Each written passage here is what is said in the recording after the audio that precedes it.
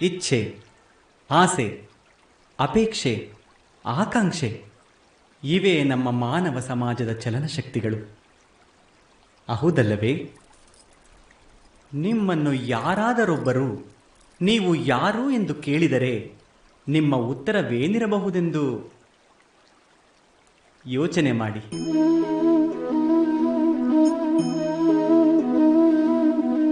ನಿಮಗೆ ತಕ್ಷಣಕ್ಕೆ ತಿಳಿದು ಬರುತ್ತದೆ ನಿಮ್ಮ ಇಚ್ಛೆಗಳೇ ನಿಮ್ಮ ಜೀವನದ ವ್ಯಾಖ್ಯಾನ ಎನ್ನುವುದು.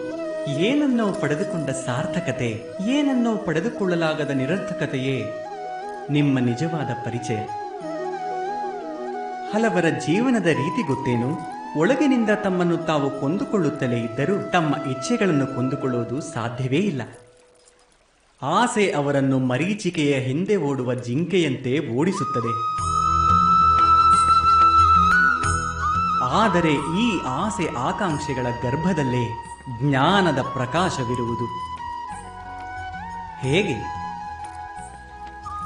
ಎಲ್ಲಿ ಆಸೆಗಳು ಅಪೂರ್ಣವಾಗುತ್ತವೆಯೋ, ಚೂರಾಗುತ್ತವೆಯೋ, ಅಲ್ಲಿಂದಲೇ ಜ್ಞಾನದ ಕಿರಣಗಳು ಮನುಷ್ಯನ ಹೃದಯವನ್ನು ಪ್ರವೇಶಿಸುತ್ತವೆ ಅಲ್ಲವೇ? ಇಲ್ಲ, ಇದು ಕೇವಲ ಆಸೆಗಳ ಸಂಘರ್ಷದ ಕಥೆಯಲ್ಲ. ಇದು ಕೇವಲ ಮಹತ್ವಾಕಾಂಕ್ಷೆಯಿಂದ ಜನ್ಮ ತಾಳಿದ ಭಯ ಹಾಗೂ ರಕ್ತಪಾತದ ಕಥೆಯೂ ಅಲ್ಲ. ಇದು ಆಸೆ ಆಕಾಂಕ್ಷೆಗಳ ಗರ್ಭದಿಂದ ಹುಟ್ಟಿದ ಜ್ಞಾನದ ಕಥೆ. ನಾನು ವಾಸುದೇವ ಕೃಷ್ಣ ಈ ಯಾತ್ರೆಯಲ್ಲಿ ಪಾಲ್ಗೊಳ್ಳಲು ನಿಮಗೆಲ್ಲರಿಗೂ ಆಮಂತ್ರಣ ನೀಡುತ್ತಿದ್ದೇನೆ. ಇದು ನಿಮಗೆ ಜೀವನದ ಮರ್ಮವನ್ನು ಕಲಿಸುತ್ತದೆ, ಮನುಷ್ಯ ಧರ್ಮವನ್ನು ಕಲಿಸುತ್ತದೆ, ಕೆಸರಿನಿಂದ ಮೇಲೆದ್ದು ಕಮಲವಾಗುವ ಕರ್ಮವನ್ನು ಕಲಿಸುತ್ತದೆ.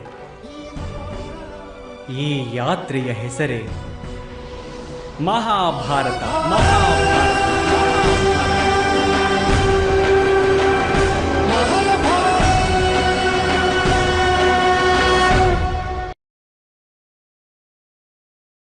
ಮಕ್ಕಳ ಭವಿಷ್ಯವನ್ನು ಸುಖಮಯವಾಗಿರುವಂತೆ ಮಾಡುವುದು ಪ್ರತಿ ತಂದೆ ತಾಯಿಯರ ಪ್ರಥಮ ಕರ್ತವ್ಯವಾಗಿರುತ್ತದೆ.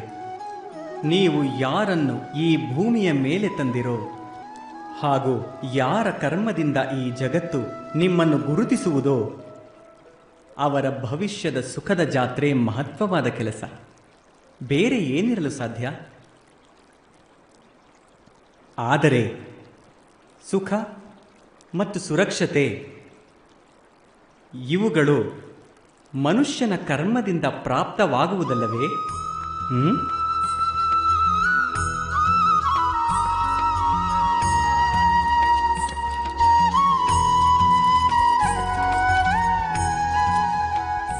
ತಂದೆ ತಾಯಿ ಕೊಟ್ಟ ಒಳ್ಳೆಯ ಅಥವಾ ಕೆಟ್ಟ ಸಂಸ್ಕಾರ, ಅವರು ಕೊಟ್ಟ ಯೋಗ್ಯ ಅಥವಾ ಅಯೋಗ್ಯ ವಿದ್ಯಾಭ್ಯಾಸ ಇವೇ ಇಂದಿನ ಎಲ್ಲ ಕರ್ಮಫಲಗಳ ಮೌಲ್ಯವಲ್ಲವೇ? ಸಂಸ್ಕಾರ ಹಾಗೂ ವಿದ್ಯೆಯಿಂದಲೇ ವ್ಯಕ್ತಿತ್ವ ನಿರ್ಧಾರವಾಗುವುದು. ಅರ್ಥಾತ್ ತಂದೆ ತಾಯಿ ಮಕ್ಕಳ ಭವಿಷ್ಯವನ್ನು ಹೇಗೆ ಸೃಷ್ಟಿಸುತ್ತಾರೋ ಹಾಗೆ ಆಗುತ್ತದೆ ಅವರ ಭವಿಷ್ಯ.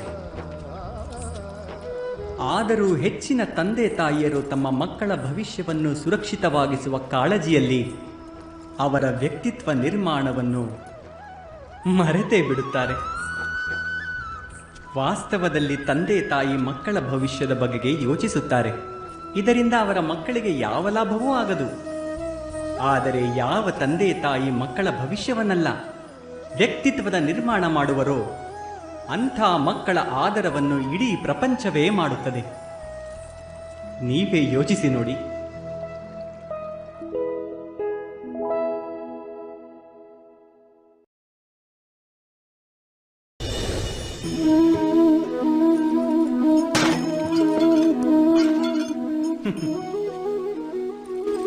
ಕೆಲವು ಬಾರಿ ಒಂದು ಘಟನೆ ಮನುಷ್ಯನ ಎಲ್ಲ ಯೋಜನೆಗಳನ್ನು ಒಡೆದು ಹಾಕುತ್ತದೆ. ಆ ಆಘಾತವನ್ನೇ ತನ್ನ ಜೀವನದ ಕೇಂದ್ರವೆಂದು ತಿಳಿದು ಬಿಡುತ್ತಾನೆ.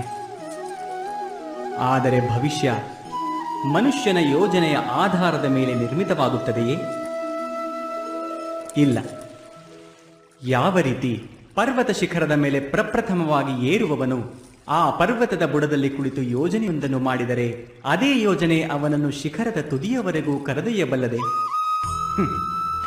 ಇಲ್ಲ, ವಾಸ್ತವದಲ್ಲಿ ಅವನು ಹೇಗೆ ಮೇಲೇರುತ್ತಾ ಹೋಗುತ್ತಾನೋ ಹಾಗೆ ಅವನಿಗೆ ಹೊಸ ಸಮಸ್ಯೆಗಳು, ಹೊಸ ತಿರಸ್ಕಾರಗಳು, ನಿರ್ಬಂಧನೆಗಳು ಎದುರಾಗುತ್ತವೆ. ಪ್ರತಿ ಹಂತದಲ್ಲೂ ಅವನು ತನ್ನ ಮುಂದಿನ ದಾರಿಯ ನಿರ್ಣಯವನ್ನು ಮಾಡುತ್ತಾ ಹೋಗುತ್ತಾನೆ. ಪ್ರತಿ ಹಂತದಲ್ಲೂ ಅವನು ತನ್ನ ಯೋಜನೆಗಳನ್ನು ಬದಲಿಸಬೇಕಾಗುತ್ತದೆ. ಹಳೆಯ ಯೋಜನೆ ಅವನನ್ನು ಕಂದಕಕ್ಕೆ ತಳ್ಳಬಹುದು. ಪರ್ವತವನ್ನು ಯೋಗ್ಯವಾಗಿಸುವಂತೆ ಮಾಡುವುದು ಅಸಾಧ್ಯ. ಕೇವಲ ತನ್ನನ್ನು ಪರ್ವತಕ್ಕೆ ಯೋಗ್ಯನಾಗಿಸಬಹುದು. ಈಗ ನಮ್ಮ ಜೀವನವು ಹಾಗೆಯೇ ಅಲ್ಲವೇ? ಮನುಷ್ಯ ಜೀವನದಲ್ಲಿ ಯಾವಾಗ ಒಂದು ಸಮಸ್ಯೆಯನ್ನು ಮತ್ತು ನಿರ್ಬಂಧನೆಯನ್ನು ಕೇಂದ್ರವೆಂದು ಪರಿಗಣಿಸುವನೋ, ತನ್ನ ಜೀವನದ ವೇಗವನ್ನೇ ತಡೆದುಕೊಂಡು ಬಿಡುವನೋ, ಆಗ ಅವನು ಜೀವನದಲ್ಲಿ ಯಶಸ್ವಿಯಾಗುವುದಿಲ್ಲ. ಸುಖ ಶಾಂತಿಗಳ ಪ್ರಾಪ್ತಿಯೂ ಅವನಿಗೆ ಆಗುವುದಿಲ್ಲ. ಅರ್ಥಾತ್ ಜೀವನವನ್ನು ತನಗೆ ಯೋಗ್ಯವಾಗುವಂತೆ ಮಾಡುವ ಬದಲು ತನ್ನನ್ನು ತಾನೇ ಜೀವನಕ್ಕೆ ಯೋಗ್ಯವಾಗಿಸುವುದೇ ಯಶಸ್ಸು ಹಾಗೂ ಸುಖದೆಡೆಗೆ ಇರುವ ಏಕೈಕ ಮಾರ್ಗವಲ್ಲವೇ? ನೀವೇ ಯೋಚಿಸಿ. ಜ್ಞಾನಪ್ರಾಪ್ತಿ ಯಾವಾಗಲೂ ಸಮರ್ಪಣೆಯಿಂದ ಆಗುತ್ತದೆ. ಇದು ನಮಗೆಲ್ಲ ತಿಳಿದಿದೆ. ಆದರೆ ಸಮರ್ಪಣೆಯ ವಾಸ್ತವಿಕ ಮಹತ್ವವೇನು? ನಾವು ಎಂದಾದರೂ ಯೋಚಿಸಿದ್ದೇವೆಯೇ? ಮನುಷ್ಯನ ಮನಸ್ಸು ಜ್ಞಾನಪ್ರಾಪ್ತಿಗಾಗಿ ವಿಭಿನ್ನ ಅಡಚಣೆಗಳನ್ನು ಹುಟ್ಟುಹಾಕುತ್ತಿರುತ್ತದೆ. ಕೆಲವೊಮ್ಮೆ ಇನ್ನೊಬ್ಬ ವಿದ್ಯಾರ್ಥಿಯ ಮೇಲೆ ಅಸೂಯೆ ಉಂಟಾಗುತ್ತದೆ. ಕೆಲವೊಮ್ಮೆ ಕಲಿಸಿದ ಪಾಠಗಳ ಮೇಲೆಯೇ ಸಂದೇಹ ಹುಟ್ಟುತ್ತದೆ. ಇನ್ನೂ ಕೆಲವೊಮ್ಮೆ ಗುರುಗಳು ನೀಡಿದ ಶಿಕ್ಷೆ ಮನಸ್ಸಿನಲ್ಲಿ ಅಹಂಕಾರ ತುಂಬಿಸುತ್ತದೆ. ಅಲ್ಲವೇ? ಹೀಗೆ ಆಗುವುದಿಲ್ಲವೇ? ಅರಿವಿಲ್ಲದೆ ಎಂತೆಂಥ ಯೋಚನೆಗಳು ಮನಸ್ಸನ್ನು ಚಂಚಲಗೊಳಿಸುತ್ತವೆ. ಮನಸ್ಸಿನ ಇದೇ ಅಯೋಗ್ಯ ಸ್ಥಿತಿಯ ಕಾರಣದಿಂದ ನಮಗೆ ಜ್ಞಾನ ಪ್ರಾಪ್ತಿಯಾಗುವುದಿಲ್ಲ. ಮನಸ್ಸಿನ ಯೋಗ್ಯ ಸ್ಥಿತಿ ಕೇವಲ ಸಮರ್ಪಣೆಯಿಂದ ಸಾಧ್ಯವಾಗುತ್ತದೆ. ಸಮರ್ಪಣೆ ಮನುಷ್ಯನ ಅಹಂಕಾರವನ್ನು ನಾಶ ಮಾಡುತ್ತದೆ. ಅಸೂಯೆ, ಮಹತ್ವಾಕಾಂಕ್ಷೆ ಭಾವನೆಗಳನ್ನು ದೂರ ಮಾಡಿ ಹೃದಯವನ್ನು ಶಾಂತಗೊಳಿಸಿ ಹಾಗೂ ಮನಸ್ಸನ್ನು ಏಕಾಗ್ರಗೊಳಿಸುತ್ತದೆ. ವಾಸ್ತವದಲ್ಲಿ ಈಶ್ವರನ ಸೃಷ್ಟಿಯಲ್ಲಿ ಜ್ಞಾನಕ್ಕೆ ಮಿತಿಯೇ ಇಲ್ಲ. ಹಾಗೆಯೇ ಜ್ಞಾನಿಗಳಿಗೂ ಗುರು ದತ್ತಾತ್ರೇಯರು ಗೋವು ಹಾಗೂ ಶ್ವಾನದಿಂದಲೂ ಜ್ಞಾನ ಪ್ರಾಪ್ತಿ ಪಡೆದಿದ್ದರು.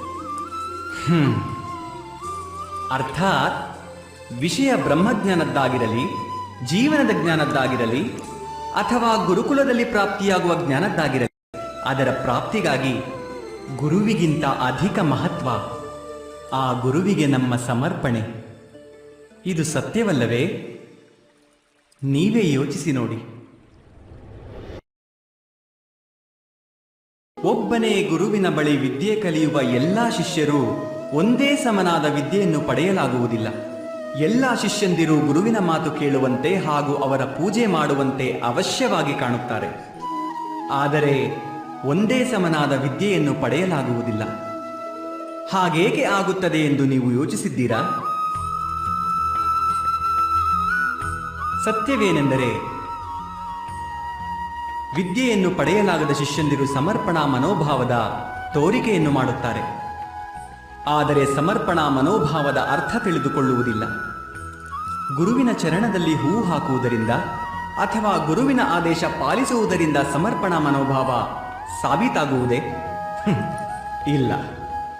ಸಮರ್ಪಣಾ ಮನೋಭಾವದ ಅರ್ಥ ಗುರುವಿನ ಮನಸ್ಸಿನಲ್ಲಿ ಯಾವುದೇ ಸಂದೇಹ ಬರಕೂಡದು. ಗುರುವಿನ ಬಾಯಿಯಿಂದ ಆದೇಶ ಹೊರಬರುವುದಕ್ಕೂ ಮೊದಲೇ ಶಿಷ್ಯರು ಆ ಕಾರ್ಯವನ್ನು ಪೂರ್ಣಗೊಳಿಸಬೇಕು. ಗುರುವಿನ ವಿಚಾರದ ಜೊತೆಗೆ ಶಿಷ್ಯನ ವಿಚಾರ ಒಂದಾಗಬೇಕು. ಶಿಷ್ಯ ಎಲ್ಲಿಯವರೆಗೂ ತನ್ನ ಗುರುವಿನಲ್ಲಿ ಬ್ರಹ್ಮ, ವಿಷ್ಣು, ಮಹೇಶ್ವರರ ರೂಪವನ್ನು ನೋಡುವುದಿಲ್ಲವೋ ಅಲ್ಲಿಯವರೆಗೂ ಅವರ ಸಮರ್ಪಣಾ ಭಾವ ಸತ್ಯವಾದುದಲ್ಲ. ವಾಸ್ತವವಾಗಿ ಸಮರ್ಪಣಾ ಮನೋಭಾವ ಕಾರ್ಯದ ಹೆಸರಲ್ಲ. ಸಮರ್ಪಣಾ ಭಾವ ಹೃದಯದ ಭಾವನೆ ಹಾಗೂ ಮನಸ್ಸಿನ ಸ್ಥಿತಿಯ ಹೆಸರು. ಅರ್ಥಾತ್ ನಮ್ಮ ಅಜ್ಞಾನದಲ್ಲಿ ದೋಷ ಕೇವಲ ನಮ್ಮ ಮನಸ್ಸಿನದಲ್ಲವೇ? ನೀವೇ ಯೋಚಿಸಿ ನೋಡಿ.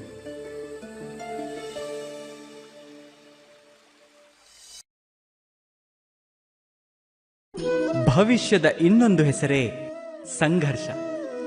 ಮನಸ್ಸಿನಲ್ಲಿ ಒಂದು ಆಸೆ ಮೂಡಿ ಅದು ಪರಿಪೂರ್ಣವಾಗದಿದ್ದರೆ ಮನಸ್ಸು ಭವಿಷ್ಯದ ಯೋಚನೆಯನ್ನು ಮಾಡುತ್ತದೆ. ಭವಿಷ್ಯದಲ್ಲಿ ಆಸೆ ಪೂರ್ಣವಾಗುವುದು ಎಂಬ ಕಲ್ಪನೆ ಮಾಡಿಕೊಳ್ಳುತ್ತಿರುತ್ತದೆ. ಆದರೆ ಜೀವನ ಭವಿಷ್ಯದಲ್ಲಿಯೂ ಇಲ್ಲ, ಭೂತದಲ್ಲಿಯೂ ಇಲ್ಲ. ಜೀವನವೆಂದರೆ ಈ ಕ್ಷಣ ಮಾತ್ರ. ಅರ್ಥಾತ್ ಈ ಕ್ಷಣದ ಅನುಭವವೇ ಜೀವನದ ಅನುಭವ. ನಮಗೆ ಇದು ಗೊತ್ತಿದ್ದರೂ ಕೂಡ ಇಷ್ಟು ಸಣ್ಣ ಸತ್ಯವನ್ನು ನಾವು ಅರ್ಥ ಮಾಡಿಕೊಳ್ಳುವುದಿಲ್ಲ. ನಾವು ಕಳೆದು ಹೋದ ಸಮಯದ ನೆನಪಿನ ರಾಶಿ ಹಾಕಿಕೊಂಡು ಕುಳಿತುಕೊಂಡಿರುತ್ತೇವೆ. ಮುಂಬರುವ ಸಮಯಕ್ಕಾಗಿ ಯೋಜನೆಗಳನ್ನು ಹಾಕುತ್ತಿರುತ್ತೇವೆ. ಆದರೆ ಜೀವನ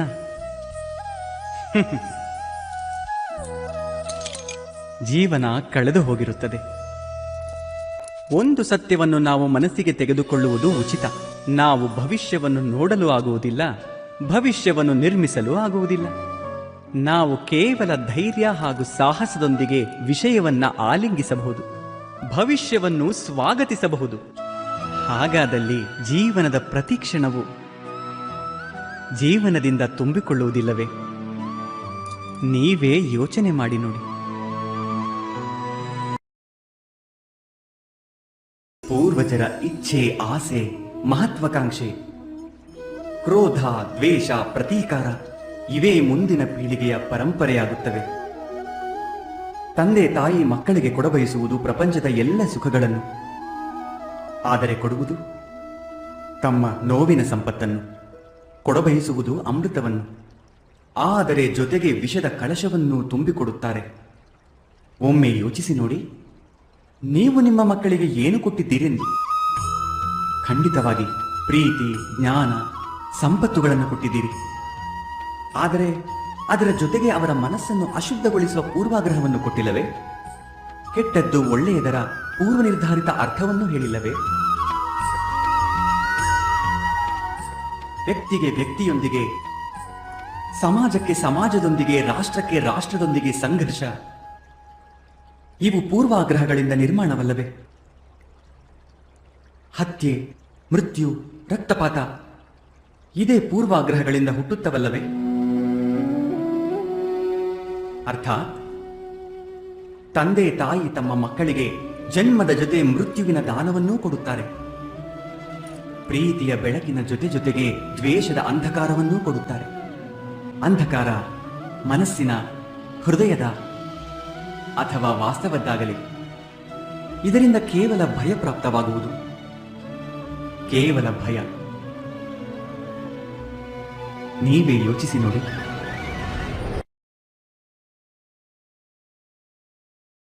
ಮನುಷ್ಯನ ಹೃದಯದಲ್ಲಿ ಭಯದ ಸಾಮ್ರಾಜ್ಯ ನಿರಂತರವಾಗಿರುತ್ತದೆ. ಒಮ್ಮೆ ಸಂಪತ್ತನ್ನು ಕಳೆದುಕೊಳ್ಳುವ ಭಯ, ಮತ್ತೊಮ್ಮೆ ಅಪಮಾನದ ಭಯ, ಇನ್ನೊಮ್ಮೆ ತಮ್ಮವರನ್ನು ಕಳೆದುಕೊಳ್ಳುವ ಭಯ. ಆದ್ದರಿಂದ ಭಯದ ಇರುವಿಕೆ ಸ್ವಾಭಾವಿಕ ಎಂದೇ ಅನಿಸುವುದು. ನೀವು ಯೋಚಿಸಿರುವಿರಾ, ಯಾವ ಸ್ಥಿತಿ ಅಥವಾ ವಸ್ತು ಭಯದ ಹುಟ್ಟಿಗೆ ಕಾರಣವಾಗುವುದೋ ಅದರಿಂದಲೇ ದುಃಖ ಉಂಟಾಗುವುದೇ?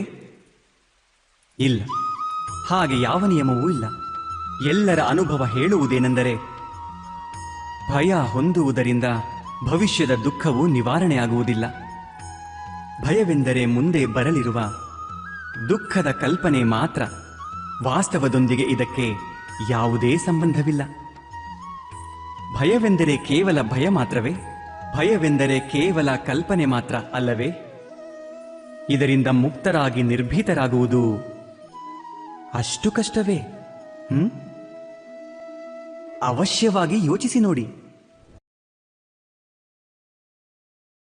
ಜಗತ್ತಿನಲ್ಲಿ ಪ್ರತಿಯೊಬ್ಬ ವ್ಯಕ್ತಿಗೂ ಒಂದು ತರಹದ ದುರ್ಬಲತೆ ಅವಶ್ಯವಾಗಿ ಇರುತ್ತದೆ. ಒಬ್ಬ ವೇಗವಾಗಿ ಓಡಲಾರ, ಮಗದೊಬ್ಬ ಹೆಚ್ಚು ಭಾರ ಎತ್ತಲಾರ. ಯಾರೋ ಗುಣವಾಗದ ರೋಗದಿಂದ ಪೀಡಿತನಾದರೆ ಇನ್ಯಾರಿಗೂ ಓದಿದ ಪಾಠಗಳು ನೆನಪಾಗುವುದೇ ಇಲ್ಲ. ಹೀಗೆ ಅನೇಕ ಉದಾಹರಣೆಗಳಿವೆ. ಎಲ್ಲವೂ ಯಾರಿಗೆ ಪ್ರಾಪ್ತವಾಗಿವೆಯೋ ನಿಮಗೆ ಅಂಥವರ ಪರಿಚಯವಿದೆಯೇ? ನಾವು ಜೀವನದ ಒಂದು ದುರ್ಬಲತೆಯನ್ನು ಜೀವನದ ಕೇಂದ್ರವೆಂದೇ ಬದುಕುತ್ತೇವೆ. ಈ ಕಾರಣದಿಂದ ಹೃದಯದಲ್ಲಿ ದುಃಖ ಹಾಗೂ ಅಸಮಾಧಾನವಿರುತ್ತದೆ. ದುರ್ಬಲತೆ ಮನುಷ್ಯನಿಗೆ ಜನ್ಮದಿಂದ ಅಥವಾ ಸಂಯೋಗದಿಂದ ಪ್ರಾಪ್ತವಾಗುತ್ತದೆ. ಆದರೆ ದುರ್ಬಲತೆಯನ್ನು ಮನುಷ್ಯನ ಮನಸ್ಸು ತನ್ನ ಘನತೆಯನ್ನಾಗಿಸುತ್ತದೆ. ಆದರೆ ಕೆಲವು ವ್ಯಕ್ತಿಗಳಿರುತ್ತಾರೆ, ಅವರು ತಮ್ಮ ಪ್ರಯತ್ನ ಹಾಗೂ ಶ್ರಮದಿಂದ ದುರ್ಬಲತೆಯನ್ನು ಪರಾಜಯಗೊಳಿಸುತ್ತಾರೆ. ಈ ಇಬ್ಬರಿಗೂ ಅಂತಹ ವ್ಯತ್ಯಾಸವೇನಿದೆ? ನೀವೆಂದಾದರೂ ಯೋಚಿಸಿರುವಿರಾ? ಸರಳ ಉತ್ತರವಿದೆ ಈ ಪ್ರಶ್ನೆಗೆ. ಯಾವ ವ್ಯಕ್ತಿ ದುರ್ಬಲತೆಯಿಂದ ಸೋಲುವುದಿಲ್ಲವೋ, ಯಾರು ಪ್ರಯತ್ನ ಪಡುವ ಸಾಹಸವನ್ನು ಹೊಂದಿರುವರೋ ಅವರು ದುರ್ಬಲತೆಯನ್ನ ಮೀರಿ ಬೆಳೆಯುತ್ತಾರೆ. ಅರ್ಥಾತ್ ದುರ್ಬಲತೆಯನ್ನ ಖಂಡಿತವಾಗಿಯೂ ಈಶ್ವರ ಕೊಟ್ಟಿರುತ್ತಾನೆ, ಆದರೆ ಘನತೆಯನ್ನು ಮನುಷ್ಯನೇ ನಿರ್ಮಿಸಿಕೊಳ್ಳಬೇಕು. ನೀವೇ ಯೋಚಿಸಿ ನೋಡಿ. ಮನುಷ್ಯನ ಎಲ್ಲ ಸಂಬಂಧಗಳ ಆಧಾರವೇ ನಿರೀಕ್ಷೆ. ಪತಿ ಹೇಗಿರಬೇಕು? ಜೀವನವನ್ನು ಸುಖ ಸಂತೋಷಗಳಿಂದ ತುಂಬಬೇಕು. ಪತ್ನಿ ಹೇಗಿರಬೇಕು? ನನಗಾಗಿಯೇ ಸಮರ್ಪಿತಳಾಗಿರಬೇಕು. ಮಕ್ಕಳು ಹೇಗಿರಬೇಕು? ನನ್ನ ಸೇವೆ ಮಾಡಬೇಕು, ನನ್ನ ಆಜ್ಞೆ ಪಾಲಿಸಬೇಕು.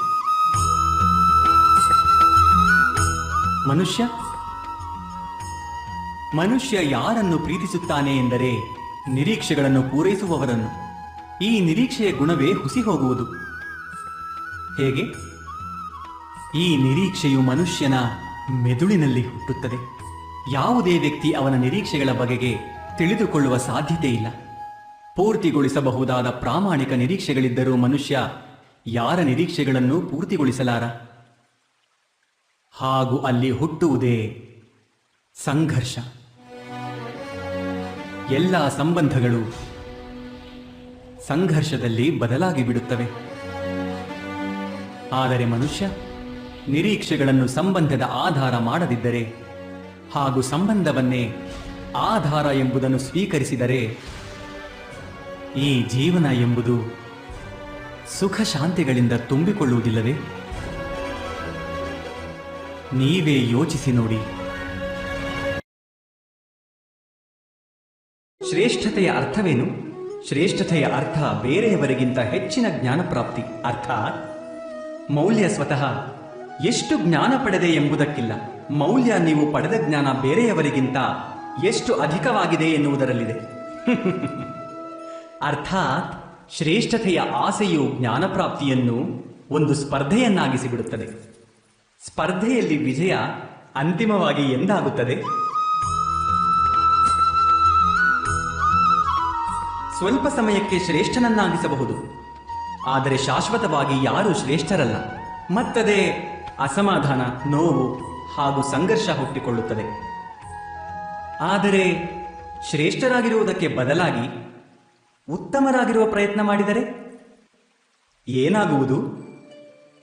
ಉತ್ತಮರಾಗುವುದು ಎಂದರೆ ಎಷ್ಟು ಪ್ರಾಪ್ತಿ ಮಾಡಲು ಯೋಗ್ಯವೋ ಅಷ್ಟನ್ನೂ ಪ್ರಾಪ್ತಿ ಮಾಡಿಕೊಳ್ಳುವುದು. ಬೇರೆಯವರಿಗಿಂತ ಹೆಚ್ಚು ಪಡೆಯುವ ಇಚ್ಛೆಯಿಂದಲ್ಲ, ಕೇವಲ ಆತ್ಮತೃಪ್ತಿಗಾಗಿ ಮಾತ್ರ ಪ್ರಾಪ್ತಿ ಮಾಡಿಕೊಳ್ಳುವುದು.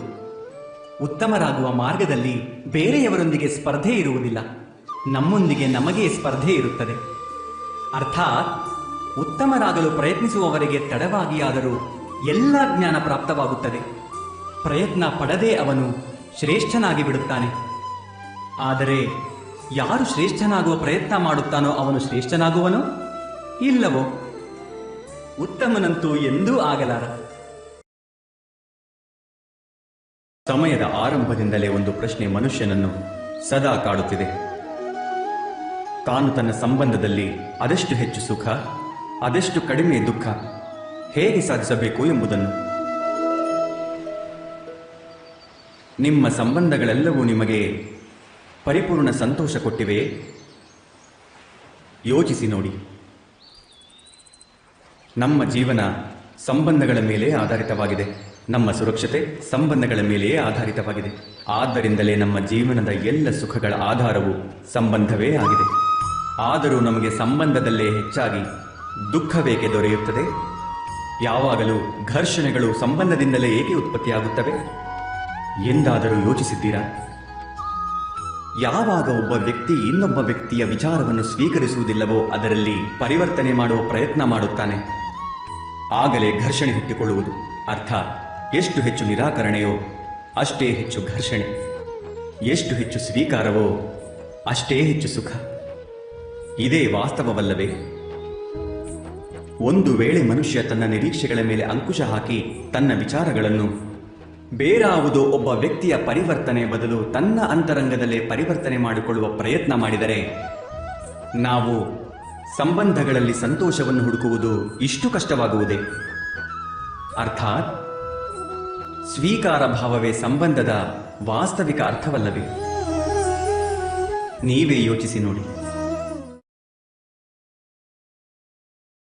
ಒಬ್ಬ ವ್ಯಕ್ತಿಗೆ ಯಾವುದೋ ಘಟನೆಯಲ್ಲಿ ಅನ್ಯಾಯದ ಅನುಭವವಾಗುವುದೋ ಆ ಘಟನೆ ಅವನ ಅಂತರಂಗವನ್ನು ಅಸ್ಥಿರಗೊಳಿಸುವುದು. ಸಮಸ್ತ ಪ್ರಪಂಚವೇ ಅವರಿಗೆ ತನ್ನ ಶತ್ರುವಿನ ಹಾಗೆ ಕಾಣುತ್ತದೆ. ಅನ್ಯಾಯದಂತೆ ಕಾಣುವ ಘಟನೆ ಎಷ್ಟು ದೊಡ್ಡದಿರುತ್ತದೆಯೋ ಮನುಷ್ಯನ ಹೃದಯವು ಅಷ್ಟೇ ದೊಡ್ಡ ವಿರೋಧ ಮಾಡುತ್ತದೆ. ಆ ಘಟನೆಗೆ ಉತ್ತರವಾಗಿ ಆ ವ್ಯಕ್ತಿ ನ್ಯಾಯವನ್ನು ಕೇಳುತ್ತಾನೆ. ಅದು ಯೋಗ್ಯವೂ ಹೌದು. ವಾಸ್ತವವಾಗಿ ಸಮಾಜದಲ್ಲಿ ಯಾವುದೇ ರೀತಿಯ ಅನ್ಯಾಯವು ವ್ಯಕ್ತಿಯ ಶ್ರದ್ಧೆ ಹಾಗೂ ನಂಬಿಕೆಗಳನ್ನು ನಾಶ ಮಾಡುತ್ತದೆ. ಆದರೆ ಈ ನ್ಯಾಯವೆಂದರೇನು? ನ್ಯಾಯದ ಅರ್ಥವೇನು? ಅನ್ಯಾಯ ಮಾಡುವವರಿಗೆ ತಮ್ಮ ಕಾರ್ಯದ ಪಶ್ಚಾತ್ತಾಪವಾಗಬೇಕು ಹಾಗೂ ಅನ್ಯಾಯದಿಂದ ಬಳಲಿದವರಿಗೆ ಮತ್ತೆ ವಿಶ್ವಾಸ ಹುಟ್ಟಬೇಕು ಸಮಾಜದ ಪ್ರತಿಯಾಗಿ. ಇಷ್ಟೇ ಅರ್ಥವಲ್ಲವೇ ನ್ಯಾಯಕ್ಕೆ? ಯಾರ ಹೃದಯದಲ್ಲಿ ಧರ್ಮವಿರುವುದಿಲ್ಲವೋ ಅವನು ನ್ಯಾಯವನ್ನು ತೊರೆದು ದ್ವೇಷ ಪ್ರತೀಕಾರಗಳನ್ನು ಪಾಲಿಸುತ್ತಾನೆ. ಹಿಂಸೆಯ ಬದಲಾಗಿ ಪ್ರತಿಹಿಂಸೆಯ ಭಾವನೆಯನ್ನು ಬೆಳೆಸಿಕೊಳ್ಳುತ್ತಾನೆ. ತಾನು ಅನುಭವಿಸಿದ ಕಷ್ಟಗಳಿಗಿಂತ ಹೆಚ್ಚು ಕಷ್ಟಗಳನ್ನು ಕೊಡುವ ಪ್ರಯತ್ನ ಮಾಡುತ್ತಾನೆ. ಈ ಮಾರ್ಗದಲ್ಲಿ ನಡೆಯುತ್ತಾ ಅನ್ಯಾಯವನ್ನು ಅನುಭವಿಸಿದವನು ಅನ್ಯಾಯದಲ್ಲಿ ತಾನೇ ತೊಡಗುತ್ತಾನೆ. ಶೀಘ್ರದಲ್ಲೇ ಅವನೇ ಅಪರಾಧಿಯಾಗುತ್ತಾನೆ. ಅರ್ಥಾತ್ ನ್ಯಾಯ ಹಾಗೂ ಪ್ರತೀಕಾರಗಳ ಮಧ್ಯೆ ಕಡಿಮೆ ಅಂತರವಿರುತ್ತದೆ. ಹಾಗೂ ಈ ಅಂತರದ ಹೆಸರೇ ಧರ್ಮ. ಸತ್ಯವಲ್ಲವೇ? ನೀವೇ ಯೋಚಿಸಿ ನೋಡಿ.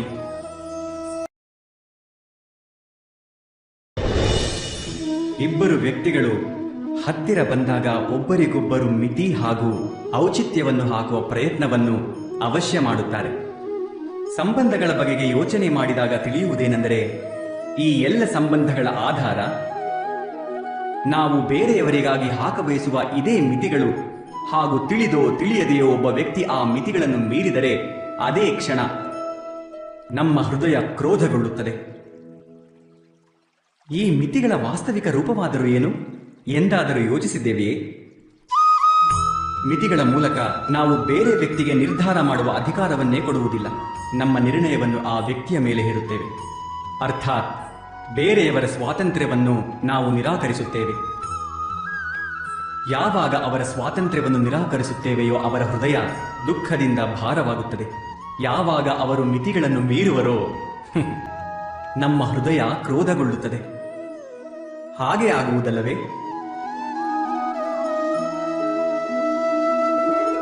ಒಂದು ವೇಳೆ ಒಬ್ಬರಿಗೊಬ್ಬರ ಸ್ವಾತಂತ್ರ್ಯವನ್ನು ಗೌರವಿಸಿದರೆ ಔಚಿತ್ಯ ಅಥವಾ ಮಿತಿಗಳ ಅವಶ್ಯಕತೆಯೇ ಇರುವುದಿಲ್ಲ. ಅರ್ಥಾತ್ ಸ್ವೀಕಾರ ಎನ್ನುವುದು ಒಂದು ಸಂಬಂಧದ ದೇಹವಾದರೆ ಸ್ವಾತಂತ್ರ್ಯ ಎನ್ನುವುದು ಒಂದು ಸಂಬಂಧದ ಆತ್ಮವಲ್ಲವೇ? ನೀವೇ ಯೋಚಿಸಿ ನೋಡಿ. ನಿರ್ಣಯದ ಕ್ಷಣದಲ್ಲಿ ನಾವು ಯಾವಾಗಲೂ ಬೇರೆ ಯಾರದೋ ಸಲಹೆ, ಸೂಚನೆ, ವಿಚಾರ ಅಥವಾ ವಿಮರ್ಶೆಯನ್ನು ಆಧಾರವಾಗಿಟ್ಟುಕೊಳ್ಳುತ್ತೇವೆ. ನಮ್ಮ ಭವಿಷ್ಯದ ಆಧಾರವು ನಮ್ಮ ನಿರ್ಣಯದ ಮೇಲೆ ಅವಲಂಬಿಸಿರುತ್ತದೆ. ಅಂದರೆ ನಮ್ಮ ಭವಿಷ್ಯ ಬೇರೆ ಯಾರದೋ ವಿಚಾರ, ಬೇರೆ ಯಾರದೋ ಸಲಹೆಯ ಪರಿಣಾಮವೇ? ನಮ್ಮ ಸಂಪೂರ್ಣ ಜೀವನ ಬೇರೆ ಯಾರದೋ ಬುದ್ಧಿಯ ಪರಿಣಾಮವೇ? ನಾವೆಂದಾದರೂ ಯೋಚಿಸಿದ್ದೇವೆಯೇ? ಇದು ಅನುಭವದ ವಿಷಯ. ಬೇರೆ ಬೇರೆ ಜನರು ಒಂದೇ ಸಮಸ್ಯೆಗೆ ಬೇರೆ ಬೇರೆ ಸಲಹೆ ನೀಡುತ್ತಾರೆ. ಮಂದಿರದಲ್ಲಿ ನಿಂತಿರುವ ಭಕ್ತ ಹೇಳುತ್ತಾನೆ ದಾನ ಮಾಡಬೇಕೆಂದು. ಕಳ್ಳ ಹೇಳುತ್ತಾನೆ ಅವಕಾಶ ಸಿಕ್ಕರೆ ಮೂರ್ತಿಯ ಆಭರಣಗಳನ್ನು ಕದಿಯಬೇಕೆಂದು. ಧರ್ಮದಿಂದ ಕೂಡಿದ ಹೃದಯ ಧರ್ಮದಿಂದ ಕೂಡಿದ ಸಲಹೆ ನೀಡುತ್ತದೆ. ಆದರೆ ಅಧರ್ಮದಿಂದ ಕೂಡಿದ ಹೃದಯ ಅಧರ್ಮದ ಸಲಹೆಯನ್ನು ಕೊಡುತ್ತದೆ. ಧರ್ಮದಿಂದ ಕೂಡಿದ ಸಲಹೆಯೇ ಮನುಷ್ಯನನ್ನು ಸುಖದ ಕಡೆಗೆ ಕರೆದೊಯ್ಯುತ್ತದೆ. ಆದರೆ ಅಂಥ ಸಲಹೆಯನ್ನು ಸ್ವೀಕರಿಸಲು ಸಾಧ್ಯವಾಗುವುದು ನಮ್ಮ ಹೃದಯದಲ್ಲಿ ಧರ್ಮವಿದ್ದಾಗ ಮಾತ್ರ. ಅರ್ಥಾತ್ ಯಾರದ್ದಾದರೂ ಸಲಹೆ ಅಥವಾ ವಿಚಾರವನ್ನು ಸ್ವೀಕರಿಸುವ ಮೊದಲು ಸ್ವತಃ ನಮ್ಮ ಹೃದಯದಲ್ಲಿ ಧರ್ಮವನ್ನು ಸ್ಥಾಪಿಸಿಕೊಳ್ಳುವುದು ಅವಶ್ಯಕವಲ್ಲವೇ? ನೀವೇ ಯೋಚಿಸಿ ನೋಡಿ.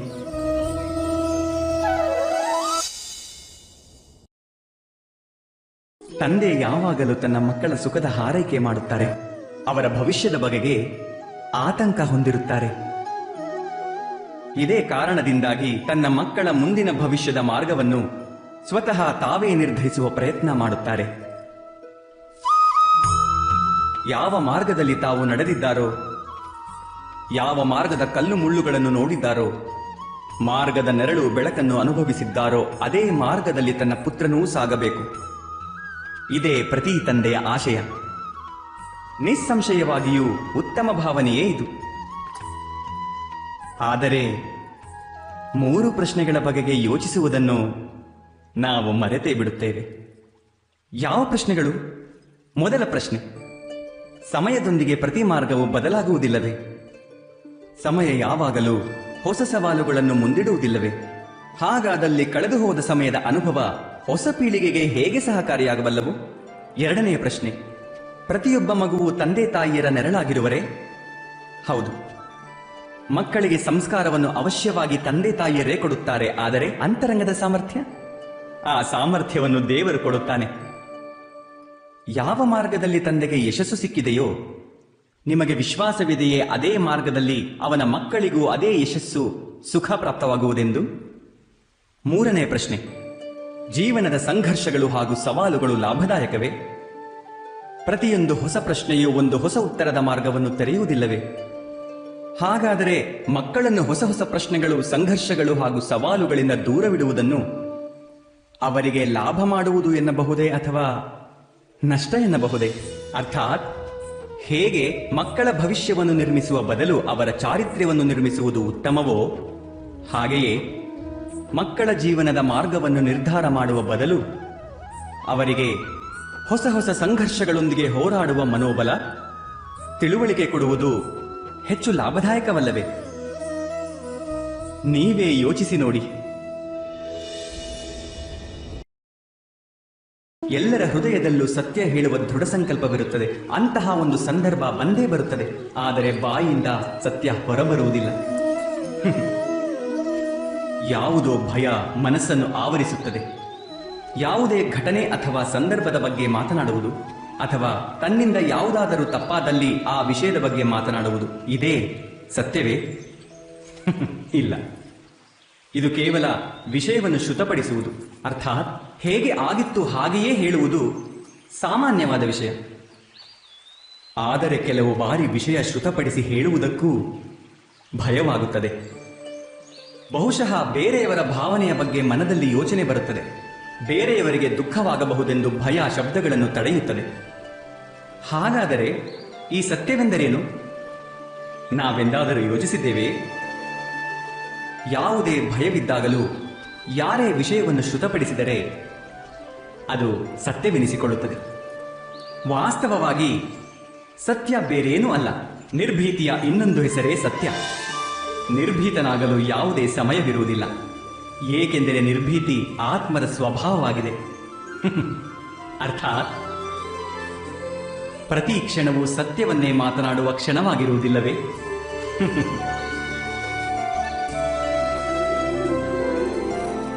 ನೀವೇ ಯೋಚಿಸಿ ನೋಡಿ. ಯಾರ ಆಸೆ ಹಾಗೂ ಇಚ್ಛೆಗಳಿಗೆ ಭಂಗ ಬರುತ್ತದೆಯೋ ಅವರ ಹೃದಯ ಕ್ರೋಧದಿಂದ ತುಂಬಿಕೊಳ್ಳುತ್ತದೆ. ಯಾವ ವ್ಯಕ್ತಿಯನ್ನು ಅಪರಾಧಿ ಎಂದು ತಿಳಿಯುವರೋ ಅವರಿಗೆ ಶಿಕ್ಷೆ ಕೊಡುವ ಪ್ರಯತ್ನ ಮಾಡುತ್ತಾರೆ. ಆದರೆ ನಮ್ಮ ಆಸೆ ಇಚ್ಛೆಗಳಿಗೆ ಭಂಗ ಬರುವುದು ಬೇರೊಬ್ಬರ ಅಪರಾಧದಿಂದಲೇ ಆಗಿರುತ್ತದೆಯೇ? ಇಚ್ಛೆಗಳು ಅಪೂರ್ಣವಾಗಿರಲು ಅನೇಕ ಕಾರಣಗಳಿರುತ್ತವೆ. ಕೆಲವು ಕೂಡಿ ಬರದ ಕಾರಣದಿಂದಾಗಿ ಹಾಗೂ ಇನ್ನೂ ಕೆಲವು ವಿಧಿಲಿಖಿತದಿಂದ. ಹಲವು ಬಾರಿ ಇಚ್ಛೆಯ ಸ್ವರೂಪವೇ ಆಗಿರುತ್ತದೆ, ಅವು ಪೂರ್ಣಗೊಳ್ಳುವುದಿಲ್ಲ. ಪರಿಸ್ಥಿತಿಯ ಬಗ್ಗೆ ವಿಚಾರಿಸದೆ ಯಾರನ್ನಾದರೂ ಅಪರಾಧಿ ಎನ್ನುವುದು ನ್ಯಾಯವಲ್ಲ, ದ್ವೇಷವಾಗುತ್ತದೆ. ನ್ಯಾಯದ ಆಧಾರ ದಯೆ, ಕರುಣೆಯಾದರೆ ದ್ವೇಷದ ಆಧಾರ ಕ್ರೋಧ, ಅಹಂಕಾರಗಳು. ಅರ್ಥಾತ್ ಹೃದಯದಲ್ಲಿ ಕರುಣೆ ತುಂಬಿಕೊಳ್ಳದೆ ಯಾರದೋ ಅಪರಾಧದ ಬಗೆಗೆ ವಿಚಾರ ಮಾಡುವುದು, ಯಾರಿಗೋ ಶಿಕ್ಷೆ ಕೊಡುವುದು ತನ್ನಲ್ಲಿ ತಾನೇ ಅಪರಾಧವಲ್ಲವೇ? ನೀವೇ ಯೋಚನೆ ಮಾಡಿ. ಕನಸುಗಳು ಹಾಗೂ ಹಿಂದಿನ ಗ್ರಹಿಕೆಗಳ ಆಧಾರದ ಮೇಲೆ ನಾವು ಭವಿಷ್ಯದ ಸುಖ ದುಃಖಗಳ ಕಲ್ಪನೆ ಮಾಡಿಕೊಳ್ಳುತ್ತೇವೆ. ಭವಿಷ್ಯದ ದುಃಖವನ್ನು ದೂರ ಮಾಡಿಕೊಳ್ಳಲು ನಾವು ಇಂದು ಯೋಜನೆಗಳನ್ನು ಮಾಡುತ್ತೇವೆ. ಆದರೆ ನಿನ್ನೆಯ ಸಂಕಟವನ್ನು ಇಂದು ನಿರ್ಮೂಲನೆ ಮಾಡುವುದರಿಂದ ನಮಗೆ ಲಾಭವಾಗುವುದೋ ಅಥವಾ ನಷ್ಟವಾಗುವುದೋ ಇದನ್ನು ನಾವು ಪ್ರಶ್ನೆಯೇ ಮಾಡುವುದಿಲ್ಲ.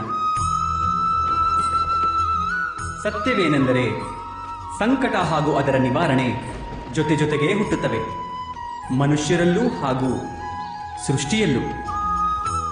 ನಿಜವಲ್ಲವೇ? ನೀವು ನಿಮ್ಮ ಭೂತಕಾಲವನ್ನೊಮ್ಮೆ ನೆನಪಿಸಿಕೊಳ್ಳಿ, ಇತಿಹಾಸವನ್ನೊಮ್ಮೆ ನೋಡಿ.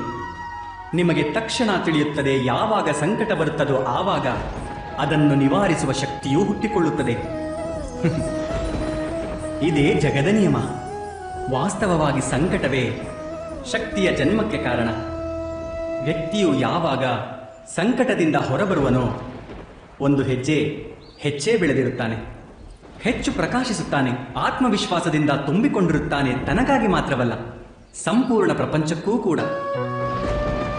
ಇದು ಸತ್ಯವಲ್ಲವೇ? ವಾಸ್ತವದಲ್ಲಿ ಸಂಕಟದ ಜನನವೆಂದರೆ ಒಂದು ಅವಕಾಶದ ಜನನವಾದಂತೆ. ನಮ್ಮನ್ನು ನಾವು ಬದಲಿಸಿಕೊಳ್ಳುವ, ನಮ್ಮ ವಿಚಾರಗಳನ್ನು ಎತ್ತರಕ್ಕೆ ಏರಿಸುವ ಅವಕಾಶ, ನಮ್ಮ ಆತ್ಮವನ್ನು ಬಲಶಾಲಿ ಹಾಗೂ ಜ್ಞಾನ ಮೂಲವಾಗಿಸುವ ಅವಕಾಶ. ಇದನ್ನು ಯಾರು ಮಾಡುವರೋ ಅವರಿಗೆ ಯಾವುದೇ ಸಂಕಟ ಬಾಧಿಸುವುದಿಲ್ಲ. ಯಾರು ಮಾಡುವುದಿಲ್ಲವೋ ಅಂಥವರು ಸ್ವತಃ ತಾವೇ ಈ ವಿಶ್ವಕ್ಕೆ ಸಂಕಟ. ನೀವೇ ಯೋಚಿಸಿ ನೋಡಿ. ಪರಂಪರೆಯಲ್ಲಿಯೇ ಧರ್ಮ ನೆಲೆಸುತ್ತದೆ, ಪರಂಪರೆಗಳೇ ಧರ್ಮವನ್ನು ನಿಭಾಯಿಸುವ ಕಾರ್ಯ ಮಾಡುತ್ತವೆ ಎನ್ನುವುದೂ ಸತ್ಯ. ಆದರೆ ಕೇವಲ ಪರಂಪರೆಗಳೇ ಧರ್ಮವೇ? ಯೋಚಿಸಿ ನೋಡಿ. ಸತ್ಯವೆಂದರೆ ಹೇಗೆ ಚಾಣದಲ್ಲಿ ಶಿಲ್ಪವಿರುತ್ತದೆಯೋ ಹಾಗೆಯೇ ಪರಂಪರೆಯಲ್ಲಿ ಧರ್ಮವಿರುತ್ತದೆ. ಈ ಕಲ್ಲಿನಲ್ಲಿ ಶಿಲ್ಪವಿದೆ, ಆದರೆ ಈ ಕಲ್ಲೇ ಶಿಲ್ಪವಲ್ಲ. ಶಿಲ್ಪವನ್ನು ಹೊರತರಲು ಅದನ್ನು ಕಟಿಯುವುದು ಅನಿವಾರ್ಯ. ಅನಗತ್ಯ ಭಾಗವನ್ನು ತೆಗೆದುಹಾಕಬೇಕಾಗುತ್ತದೆ. ಅದೇ ಪ್ರಕಾರ ಪರಂಪರೆಯಲ್ಲಿ ಧರ್ಮವನ್ನು ಹುಡುಕಬೇಕಾಗುತ್ತದೆ. ಯಾವ ಪ್ರಕಾರವಾಗಿ ಇಂದ್ರ ಪೂಜೆಯ ಪರಂಪರೆಯನ್ನು ಮುರಿದು ಗೋವರ್ಧನ ಪೂಜೆಯ ಧರ್ಮವನ್ನು ಕಂಡುಕೊಳ್ಳದಿದ್ದರೆ ಯಾದವರಿಗೆ ಅವರ ಮುಕ್ತಿಯ ಮಾರ್ಗವೇ ಸಿಗುತ್ತಿರಲಿಲ್ಲ. ಅರ್ಥಾತ್ ಪರಂಪರೆಯನ್ನು ಸಂಪೂರ್ಣವಾಗಿ ಬಿಟ್ಟು ಬಿಡುವವರು ಧರ್ಮದಿಂದ ವಂಚಿತರಾಗುತ್ತಾರೆ. ಹಾಗೆಯೇ ಪರಂಪರೆಯ ಅಂಧಾನುಕರಣೆ ಮಾಡುವವರು ಕೂಡ ಧರ್ಮವನ್ನು ಎಂದೂ ಹೊಂದಲಾರರು. ಹಂಸದ ಬಳಿ ನೀರು ಕ್ಷೀರದ ಜ್ಞಾನವಿರುವುದಂತೆ ಹಾಲಿನಲ್ಲಿ ಸೇರಿರುವ ನೀರನ್ನು ಬಿಟ್ಟು ಕೇವಲ ಹಾಲನ್ನು ಮಾತ್ರ ತೆಗೆದುಕೊಳ್ಳುತ್ತದೆ. ಹಾಗಾದರೆ ನೈಜ ಧರ್ಮವನ್ನು ಪಡೆದುಕೊಳ್ಳಲು ಹೃದಯದಲ್ಲಿ ಜ್ಞಾನದಿಂದ ಹುಟ್ಟಿದ ವಿವೇಕ ಅವಶ್ಯವೇ? ವಿವೇಚನೆಯೇ ಇಲ್ಲದೆ ಯಾವುದನ್ನಾದರೂ ಧರ್ಮವೆಂದುಕೊಂಡರೂ ವಾಸ್ತವದಲ್ಲಿ ಅದು ಧರ್ಮವಾಗದೇ ಇರಬಹುದು, ಹಾಗೂ ಆಗುವ ಸಾಧ್ಯತೆಯೂ ಇದೆ. ನೀವೇ ಯೋಚಿಸಿ ನೋಡಿ.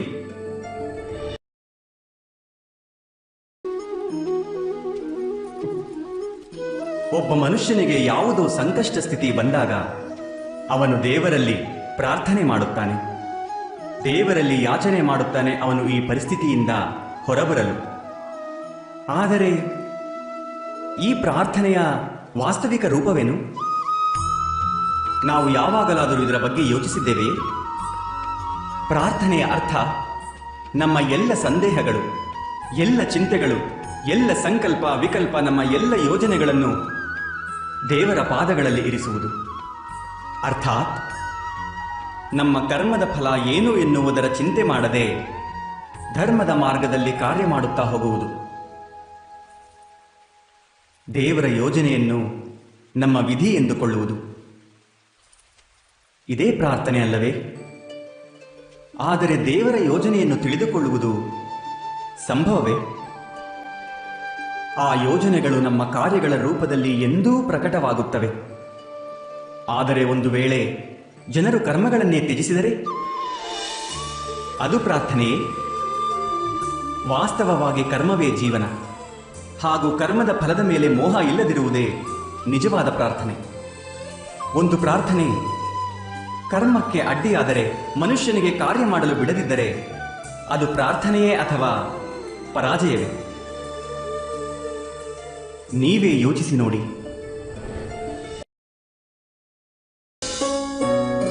ವ್ಯಕ್ತಿಗೆ ಯಾವಾಗ ತನ್ನ ತಪ್ಪಿಗೆ ಶಿಕ್ಷೆಯಾಗುತ್ತದೆಯೋ ಒಮ್ಮೊಮ್ಮೆ ಆ ನ್ಯಾಯ ಅವನ ಮನಸ್ಸಿಗೆ ಚುಚ್ಚುತ್ತದೆ. ಪ್ರಶ್ನೆ ಏಳುತ್ತದೆ ಹೃದಯದಲ್ಲಿ. ಆ ಅಪರಾಧವಾದಾಗ ಆ ವ್ಯಕ್ತಿ ಭಿನ್ನವಾಗಿದ್ದ. ಅದರ ನಂತರವೂ ಅವನೆಷ್ಟೋ ಪಶ್ಚಾತ್ತಾಪ ಪಟ್ಟಿದ್ದಾನೆ, ಎಷ್ಟೋ ಪರಿವರ್ತನೆ ಮಾಡಿಕೊಂಡಿದ್ದಾನೆ. ಆದರೂ ಅವನಿಗೆ ಶಿಕ್ಷೆ ಏಕಾಯಿತು? ಆದರೆ ಎಲ್ಲಿ ಆಘಾತವಾಗುವುದೋ ಅಲ್ಲಿ ನಿಜ ದರ್ಶನವೂ ಆಗುವುದು. ಹೇಗೆ ಕರ್ಮವೋ ಹಾಗೆ ಫಲ. ಯಾರಿಗಾದರೂ ಪ್ರೀತಿ ನೀಡಿದರೆ ಸುಖ ಪ್ರಾಪ್ತಿಯಾಗುವುದು, ಯಾರನ್ನಾದರೂ ಹತ್ಯೆ ಮಾಡಿದರೆ ಮೃತ್ಯುದಂಡ ದೊರೆಯುವುದು. ಎಂಥ ಕಾರ್ಯವೋ ಅದಕ್ಕೆ ತಕ್ಕ ನ್ಯಾಯ. ಹಾಗಾದರೆ ಪ್ರಾಯಶ್ಚಿತ್ತ ಹಾಗೂ ಪಶ್ಚಾತ್ತಾಪಕ್ಕೆ ಏನೂ ಬೆಲೆ ಇಲ್ಲವೇ? ಇದೆ, ಖಂಡಿತ ಬೆಲೆ ಇದೆ. ಪ್ರಾಯಶ್ಚಿತ್ತ, ಪಶ್ಚಾತ್ತಾಪ ಮನುಷ್ಯನ ಆತ್ಮವನ್ನು ಬಲಶಾಲಿಯಾಗಿಸುತ್ತವೆ. ಸಿಗಲಿರುವ ಶಿಕ್ಷೆಯನ್ನು ಸ್ವೀಕರಿಸಲು ಮನುಷ್ಯನನ್ನು ಸಿದ್ಧಗೊಳಿಸುತ್ತದೆ. ಅರ್ಥಾತ್ ಪ್ರಾಯಶ್ಚಿತ್ತವಿಲ್ಲದ ಶಿಕ್ಷೆಯನ್ನು ಸ್ವೀಕರಿಸುವುದಕ್ಕೆ ಬೆಲೆ ಇದೆ. ನೀವೇ ಯೋಚಿಸಿ ನೋಡಿ.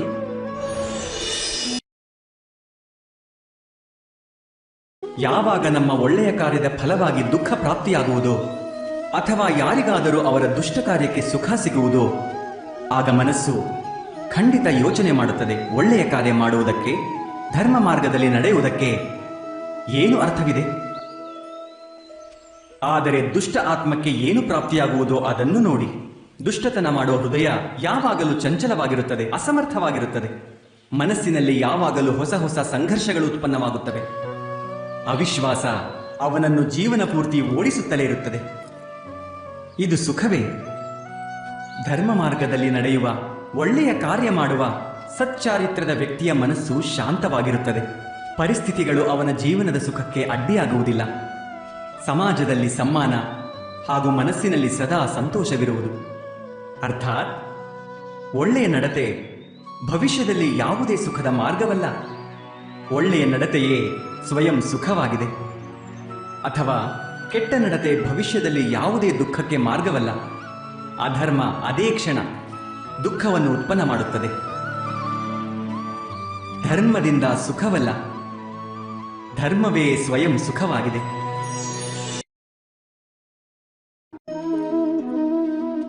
ಮನುಷ್ಯನ ಜೀವನದ ಚಾಲಕ ಭಯ. ಮನುಷ್ಯ ಯಾವಾಗಲೂ ಭಯದ ಕಾರಣ ಮರೆತು ಬಿಡುತ್ತಾನೆ. ಜೀವನದಲ್ಲಿ ಯಾವ ಮಾರ್ಗಗಳನ್ನು ಆಯ್ಕೆ ಮಾಡಿಕೊಳ್ಳುತ್ತೇವೋ ಆ ಆಯ್ಕೆಯನ್ನು ನಾವು ಭಯದ ಕಾರಣದಿಂದಲೇ ಮಾಡುತ್ತೇವೆ. ಆದರೆ ಈ ಭಯ ವಾಸ್ತವವಾದದ್ದೇ? ಯೋಚನೆ ಮಾಡಿ.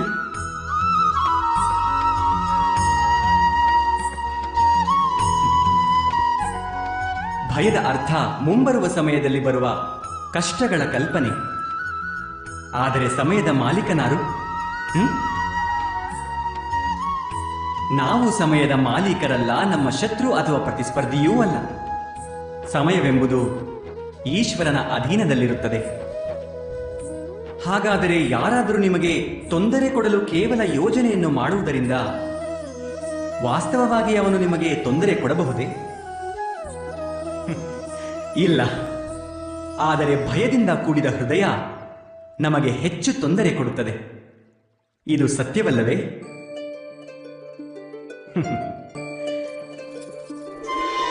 ಕೆಲ ಸಮಯದಲ್ಲಿ ಭಯಗೊಂಡ ಹೃದಯ ಯೋಗ್ಯವಲ್ಲದ ನಿರ್ಧಾರ ಮಾಡುತ್ತದೆ ಹಾಗೂ ತೊಂದರೆಯನ್ನು ಇನ್ನೂ ಹೆಚ್ಚು ಕಷ್ಟಕರವಾಗಿಸುತ್ತದೆ. ಆದರೆ ವಿಶ್ವಾಸದಿಂದ ಕೂಡಿದ ಹೃದಯ ಕಷ್ಟದ ಸಮಯವನ್ನು ಸುಲಭವಾಗಿ ದಾಟಿಸಿ ಬಿಡುತ್ತದೆ. ಅರ್ಥಾತ್ ಯಾವ ಕಾರಣದಿಂದ ಮನುಷ್ಯ ಹೃದಯದಲ್ಲಿ ಭಯಕ್ಕೆ ಸ್ಥಾನ ಕೊಡುತ್ತಾನೋ ಭಯ ಅದರ ವ್ಯತಿರಿಕ್ತವಾಗಿಯೇ ಕಾರ್ಯ ಮಾಡುತ್ತದೆ. ಇದು ಸತ್ಯವಲ್ಲವೇ? ನೀವೇ ಯೋಚಿಸಿ ನೋಡಿ.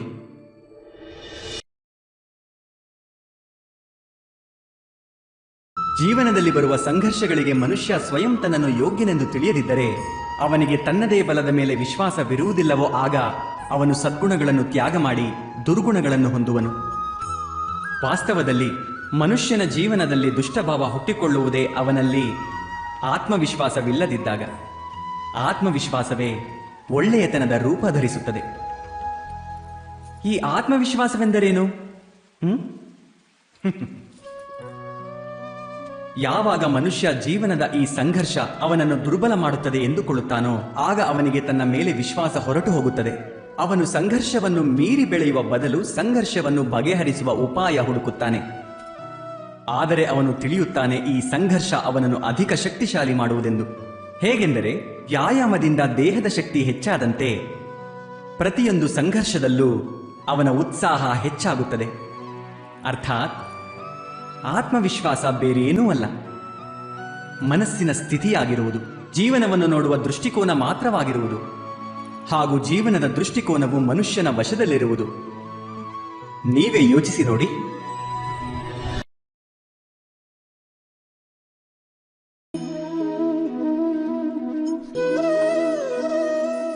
ಅಧಿಕಾರದ ಆಸೆ ಎಲ್ಲರ ಹೃದಯವನ್ನು ಆವರಿಸಿರುತ್ತದೆ.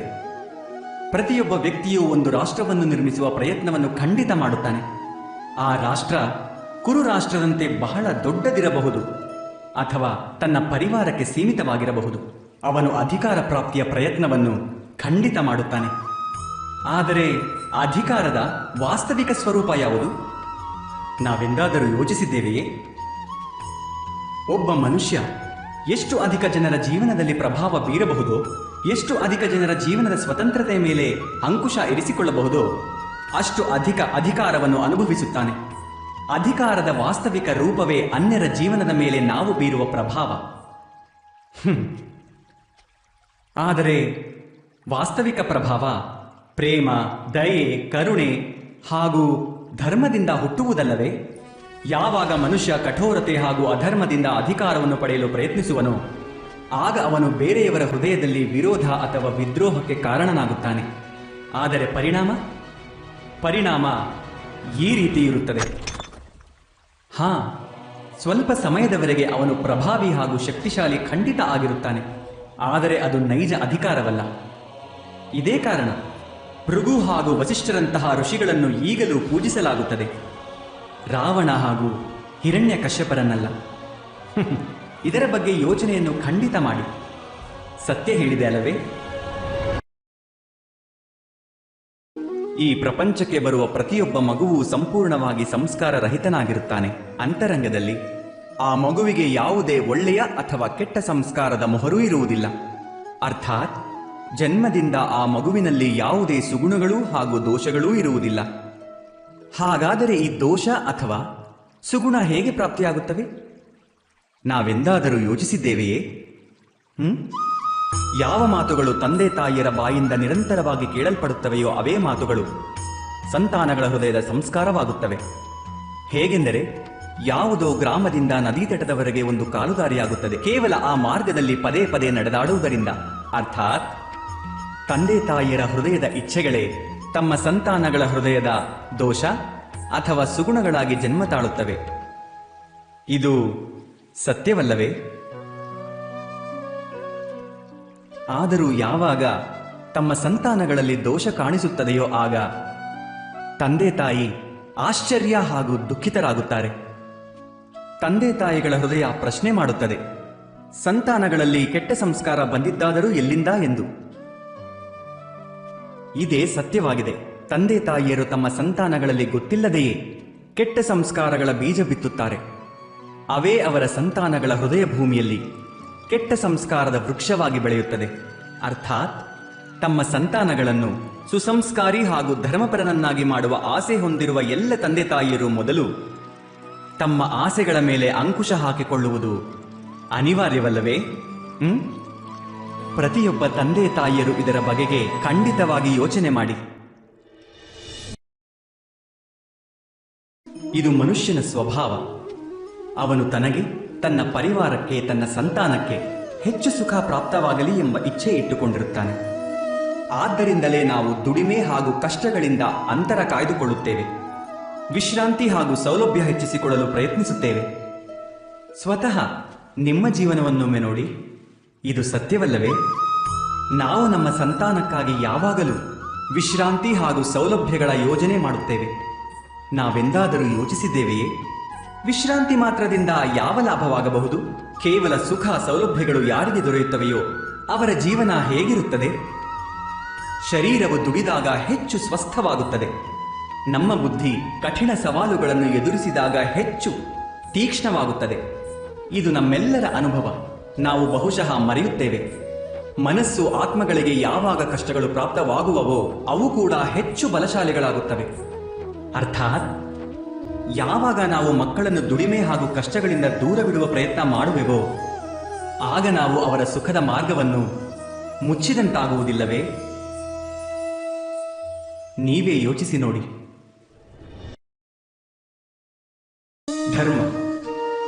ಧರ್ಮದ ವಿಷಯವಾಗಿ ಎಲ್ಲರೂ ಯೋಚಿಸುತ್ತಾರೆ. ಕೆಲವರು ತಮ್ಮದೇ ಧರ್ಮದ ಬಗ್ಗೆ, ಕೆಲವರು ಬೇರೆಯವರ ಧರ್ಮದ ಬಗ್ಗೆ, ಯಾರದೋ ಅಧರ್ಮದ ಬಗ್ಗೆ ಚರ್ಚೆಗಳು ಆಗುತ್ತಲೇ ಇರುತ್ತವೆ. ಈ ಜಗತ್ತಿನಲ್ಲಿ ಧರ್ಮದ ಬಗ್ಗೆ ಯೋಚನೆ ಮಾಡದವರು ಯಾರೊಬ್ಬರೂ ಇಲ್ಲ. ಆದರೆ ವಾಸ್ತವದಲ್ಲಿ ಧರ್ಮ ಎಂದರೇನು? ಯಾರಾದರೂ ಇದನ್ನು ತಿಳಿದಿದ್ದಾರೆಯೇ?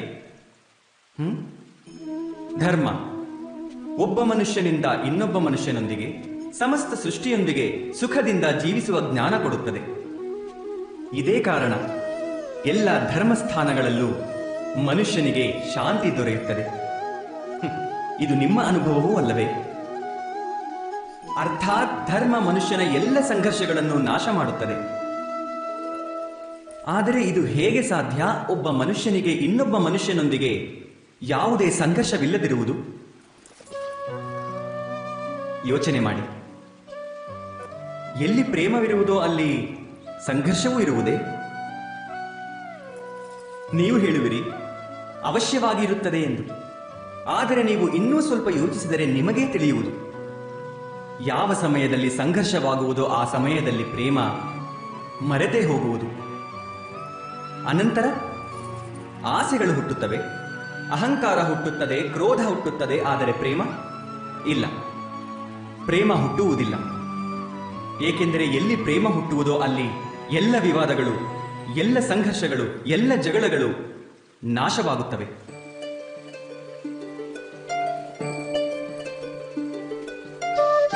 ಒಂದು ವೇಳೆ ಇಂಥದೇ ಪ್ರೇಮ ಇಡೀ ವಿಶ್ವದ ಬಗೆಗೆ ಹುಟ್ಟಿಕೊಂಡರೆ, ಮನುಷ್ಯನ ಬಗ್ಗೆಯಲ್ಲ, ಪಶು ಪಕ್ಷಿಯ ಬಗ್ಗೆ, ಕೇವಲ ಹುಲ್ಲುಕಡ್ಡಿಯ ಬಗ್ಗೆಯೂ ಹೃದಯದಲ್ಲಿ ಪ್ರೇಮವಿದ್ದರೆ ಯಾವುದೇ ಕ್ರೋಧಕ್ಕೆ ಕಾರಣ ಉಳಿಯುವುದೇ? ಇಲ್ಲ ಅಲ್ಲವೇ? ಒಬ್ಬ ವ್ಯಕ್ತಿಯ ಹೃದಯದಲ್ಲಿ ಇನ್ನೊಬ್ಬ ವ್ಯಕ್ತಿಯ ಬಗ್ಗೆ ಯಾವ ಪ್ರೇಮದ ಭಾವವಿರುವುದೋ ಅದೇ ಪ್ರೇಮದ ಭಾವ ಸಮಸ್ತ ಸೃಷ್ಟಿಯ ಬಗ್ಗೆ ಇದ್ದರೆ ಅದಕ್ಕೆ ಕರುಣೆ ಎನ್ನುತ್ತಾರೆ. ಕರುಣೆ ಅರ್ಥಾತ್ ಸಮಸ್ತ ಸೃಷ್ಟಿಯ ಸ್ವೀಕಾರ. ಎಲ್ಲರ ಬಗ್ಗೆಯೂ ಕೇವಲ ಪ್ರೇಮ, ಮತ್ತೇನೂ ಇಲ್ಲ. ಎಲ್ಲಿಯೂ ಯಾರ ಬಗ್ಗೆಯೂ ವಿರೋಧವಿಲ್ಲ. ಕರುಣೆಯೇ ವಾಸ್ತವವಾಗಿ ಎಲ್ಲ ಧರ್ಮಗಳ ಮೂಲಸಾರ. ಧರ್ಮ ಒಂದು ವೇಳೆ ವೃಕ್ಷವಾದರೆ ಕರುಣೆಯೇ ಅದರ ಮೂಲ, ಅದರ ಬೇರು. ಆದರೆ ಪದೇ ಪದೇ ಅಂಥ ಸಮಯ ಬರುತ್ತದೆ, ಮನುಷ್ಯ ಧರ್ಮದ ಮೂಲವನ್ನೇ ಮರೆತು ಬಿಡುತ್ತಾನೆ. ಕೆಲವು ನಿಯಮಗಳು ಹಾಗೂ ಪರಂಪರೆಗಳನ್ನು ಹಿಡಿದು ಕುಳಿತು ಬಿಡುತ್ತಾನೆ. ಆದರೆ ಕರುಣೆಯನ್ನು ಮರೆತೇ ಬಿಡುತ್ತಾನೆ. ಆಗ ಈ ಜಗತ್ತು ಸಂಘರ್ಷಗಳಿಂದ ತುಂಬಿ ಹೋಗುತ್ತದೆ. ಈರ್ಷ್ಯೆಗಳಿಂದ, ಶೋಷಣೆಯಿಂದ, ಕ್ರೋಧದಿಂದ, ವೈರತ್ವದಿಂದ, ಅರ್ಥಾತ್ ಅಧರ್ಮದಿಂದ. ಹಾಗುವಾಗ ಪರಮಾತ್ಮನು ಅವತರಿಸಲೇಬೇಕಾಗುತ್ತದೆ, ಮನುಷ್ಯನಿಗೆ ವಾಸ್ತವಿಕ ಜ್ಞಾನ ನೀಡಲು. ಮಹಾಭಾರತದ ಕಥೆಯೂ ಒಂದು ಅಂಥ ಸಮಯದ ಕಥೆಯೇ ಆಗಿದೆ. ಕೆಲವರು ಪರಂಪರೆಯನ್ನೇ ಧರ್ಮವೆಂದು ತಿಳಿದು ಬದುಕುತ್ತಿದ್ದರು. ಇನ್ನು ಕೆಲವರು ಅಧರ್ಮದಿಂದ ತುಂಬಿದವರು. ಕ್ರೋಧ, ವೈರತ್ವ, ಮಹತ್ವಾಕಾಂಕ್ಷೆಗಳ ಸುಳಿಯಲ್ಲಿ ಸಿಲುಕಿ ಧರ್ಮದ ನಾಶ ಮಾಡುತ್ತಿದ್ದರು. ವ್ಯಕ್ತಿಗಳ ನಡುವೆ ಪ್ರೇಮವಿತ್ತು, ಆದರೆ ಸಮಸ್ತ ವಿಶ್ವದ ಬಗ್ಗೆ ಹೃದಯದಲ್ಲಿ ಪ್ರೇಮವಿರಲಿಲ್ಲ. ಜಗತ್ತಿನಲ್ಲಿ ಕರುಣೆ ಇರಲಿಲ್ಲ. ಇದೇ ಕಾರಣದಿಂದ ನಾನು ಅವತರಿಸುತ್ತಿದ್ದೇನೆ.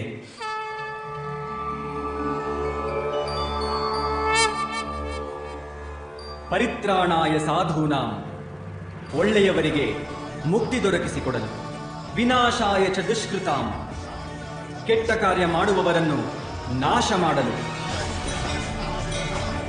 ಧರ್ಮ ಸಂಸ್ಥಾಪನಾರ್ಥಾಯ, ಧರ್ಮದ ಸ್ಥಾಪನೆಗಾಗಿ ನಾನು ವಾಸುದೇವ ಕೃಷ್ಣ ಪ್ರವೇಶ ಮಾಡುತ್ತಲಿದ್ದೇನೆ ಮಹಾಭಾರತದ ಈ ಕಥೆಯಲ್ಲಿ.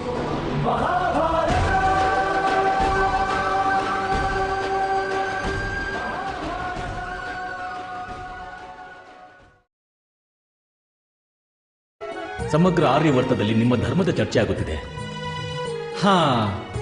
ಧರ್ಮದ ವಿಷಯವೇ ಆಗಿದೆ ಅಂಗರಾಜಕರ್ಣ. ಧರ್ಮದ ಚರ್ಚೆಯನ್ನು ಎಲ್ಲರೂ ಮಾಡುತ್ತಾರೆ, ಆದರೆ ಧರ್ಮವನ್ನು ಎಲ್ಲರೂ ತಿಳಿಯಲಾಗುವುದಿಲ್ಲ. ಹಾಗಾದ್ರೆ ನೀವು ಹೇಳಿ, ಧರ್ಮವನ್ನು ತಿಳಿಯುವ ಮಾರ್ಗ ಯಾವುದು? ಧರ್ಮದಿಂದ ಗೌರವ ದೊರೆಯುವುದು ಅಂಗರಾಜ. ಜೀವನದಲ್ಲಿ ಅಪಮಾನವಾದರೆ ಹೀಗೆಂದುಕೊಳ್ಳುವುದು ಸೂಕ್ತ, ನಾವು ಧರ್ಮದ ಪಾಲನೆ ಮಾಡಿಲ್ಲವೆಂದು.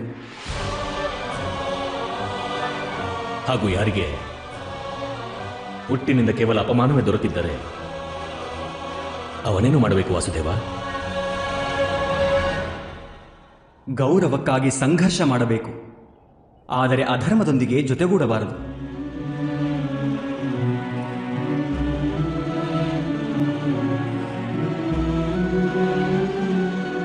ಅಧಿಕಾರಕ್ಕೆ ಅವಶ್ಯವಾಗಿ ಹೋರಾಡಬೇಕು, ಆದರೆ ಯಾವುದರ ಮೇಲೆ ಅಧಿಕಾರವಿಲ್ಲವೋ ಅದರ ಮೋಹವಿರಬಾರದು.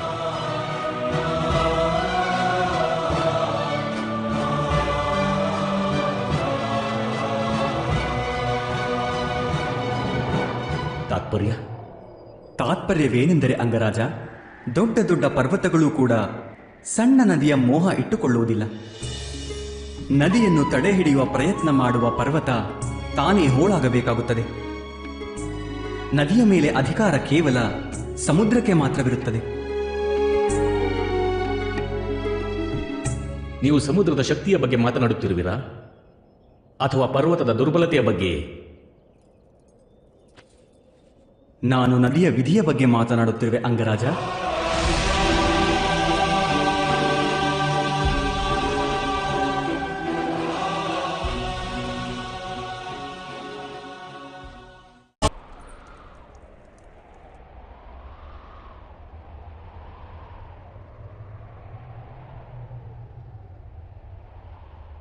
ಮನುಷ್ಯ ಸಮಾಜವು ಸ್ತ್ರೀಯರಿಗೆ ಸದಾ ಶೋಷಣೆ, ಅನ್ಯಾಯ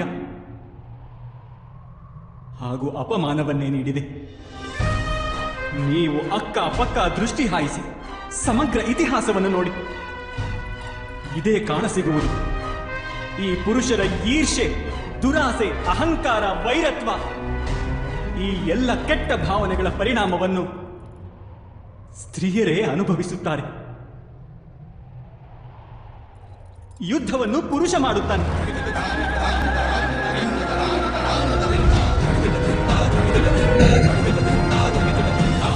ಹಾಗೂ ಪರಾಭವಗೊಂಡ ನಗರದ ಎಲ್ಲ ಸ್ತ್ರೀಯರನ್ನು ಬಲಾತ್ಕಾರ ಮಾಡಲಾಗುತ್ತದೆ.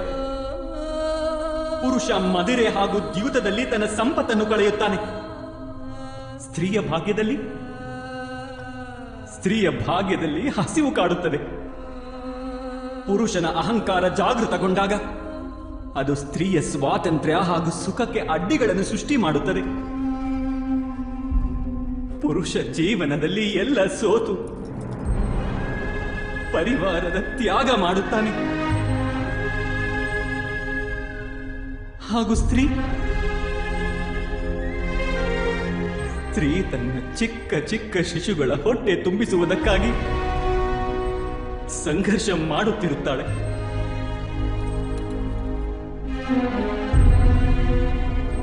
ಇಡೀ ಜಗತ್ತಿನ ದುಃಖಗಳನ್ನು ಲೆಕ್ಕ ಹಾಕಿ ಸ್ಪಷ್ಟವಾಗಿ ಕಾಣುವುದು ಪುರುಷರ ತುಲನೆಯಲ್ಲಿ ಸ್ತ್ರೀಯರು ಅಧಿಕ ದುಃಖವನ್ನು ಅನುಭವಿಸುತ್ತಾರೆಂದು. ಇದೆಂತಹ ಸಮಾಜವನ್ನು ನಿರ್ಮಿಸಿದ್ದೇವೆ ನಾವು? ಇಲ್ಲಿ ಜಾತಿಯ ಅರ್ಧ ಭಾಗವನ್ನು ಮನುಷ್ಯ ತುಳಿದರೆ ಇನ್ನುಳಿದ ಭಾಗವನ್ನು ಸಮಾಜ ತುಳಿಯುತ್ತಲೇ ಇರುತ್ತದೆ. ಹಾಗೂ ಅದೇ ತುಳಿಯಲ್ಪಟ್ಟ ಸ್ತ್ರೀಯರು ಮನುಷ್ಯನ ಸಮಗ್ರ ಭವಿಷ್ಯಕ್ಕೆ ಜನ್ಮ ನೀಡುತ್ತಾರೆ. ಸೃಷ್ಟಿಯನ್ನು ನೋಡಿ, ಹೊಸ ವೃಕ್ಷಕ್ಕೆ ಜನ್ಮ ನೀಡುವ ಬೀಜಗಳ ಸುತ್ತ ಮುತ್ತ ದೇವರು ಹೂವಿನ ದಳಗಳನ್ನು ನಿರ್ಮಿಸಿದ್ದಾನೆ. ಅವುಗಳನ್ನು ಬಣ್ಣ ಸುಗಂಧದಿಂದ ತುಂಬಿದ್ದಾನೆ. ಎಲ್ಲಿ ಭವಿಷ್ಯದ ಜನ್ಮವಾಗುತ್ತದೆಯೋ ಅಲ್ಲಿ ಕೇವಲ ಸುಂದರತೆ, ಕೇವಲ ಸುಖ, ಸಂತೋಷ ಹಾಗೂ ಗೌರವಗಳು ದೊರೆಯುವುದು ಅವಶ್ಯಕವಲ್ಲವೇ? ಆದರೆ ಸಮಾಜ ಸ್ತ್ರೀಯರಿಗೆ ದುಃಖ ನೀಡಿ ಇಡೀ ಭವಿಷ್ಯವನ್ನು ದುಃಖದಿಂದ ತುಂಬಿಬಿಡುತ್ತದೆ. ಅಪಮಾನ, ಶೋಷಣೆ, ನೋವು, ಈ ಎಲ್ಲದರ ಬೇಗೆಯಲ್ಲಿ ಸ್ತ್ರೀಯರು ಸ್ವಸ್ಥ ಹಾಗೂ ಸುಖಿಯಾದ ಸಂತಾನಕ್ಕೆ ಜನ್ಮ ನೀಡಲು ಹೇಗೆ ಸಾಧ್ಯ? ಅರ್ಥಾತ್ ಯಾವಾಗ ಒಬ್ಬ ಸ್ತ್ರೀಯ ಅಪಮಾನವಾಗುವುದೋ, ಯಾವಾಗ ಒಬ್ಬ ಸ್ತ್ರೀಯ ಶೋಷಣೆಯಾಗುವುದೋ ಯಾವಾಗ ಒಬ್ಬ ನಾರಿಯ ಕೇಶವನ್ನು ಎಳೆಯಲಾಗುವುದೋ ಆಗೆಲ್ಲ ಒಂದಲ್ಲ ಒಂದು ರೂಪದಲ್ಲಿ ಯುದ್ಧ ಜನ್ಮ ತಾಳುವುದು. ಒಂದಲ್ಲ ಒಂದು ರೂಪದಲ್ಲಿ ಮಹಾಭಾರತದ ಆರಂಭವಾಗುವುದು. ರಾಧೇಯ, ಯಾವಾಗ ನಿಮ್ಮ ಕೈಯಲ್ಲಿ ಧನುಸ್ಸಿಲ್ಲವೋ, ನಿಮ್ಮ ರಥದ ಚಕ್ರ ಭೂಮಿಯಲ್ಲಿ ಸಿಲುಕಿಕೊಂಡಿದೆಯೋ, ಹಾಗೂ ನಿಮಗೆ ನಿಮ್ಮ ವಿದ್ಯೆಗಳೆಲ್ಲ ಮರೆತು ಹೋಗಿದೆಯೋ, ಅಂಥ ಅವಕಾಶದ ಲಾಭ ಪಡೆದುಕೊಂಡು ನಿಮ್ಮನ್ನು ವಧೆ ಮಾಡಬೇಕಾಗುತ್ತಿದೆ. ಇದೇ ಅಲ್ಲವೇ ನಿಮ್ಮ ಸಾಮರ್ಥ್ಯದ ಪ್ರಮಾಣ?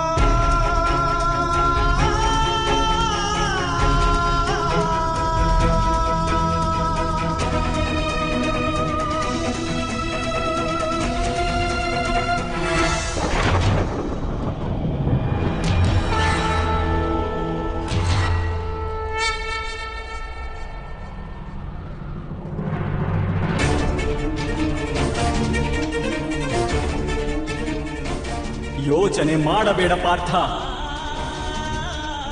ಅಂಗರಾಜ ಕರ್ಣರ ವಧೆ ಮಾಡು.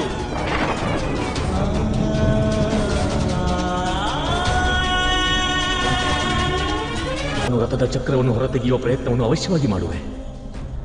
ಯೋಧ ನಾನು.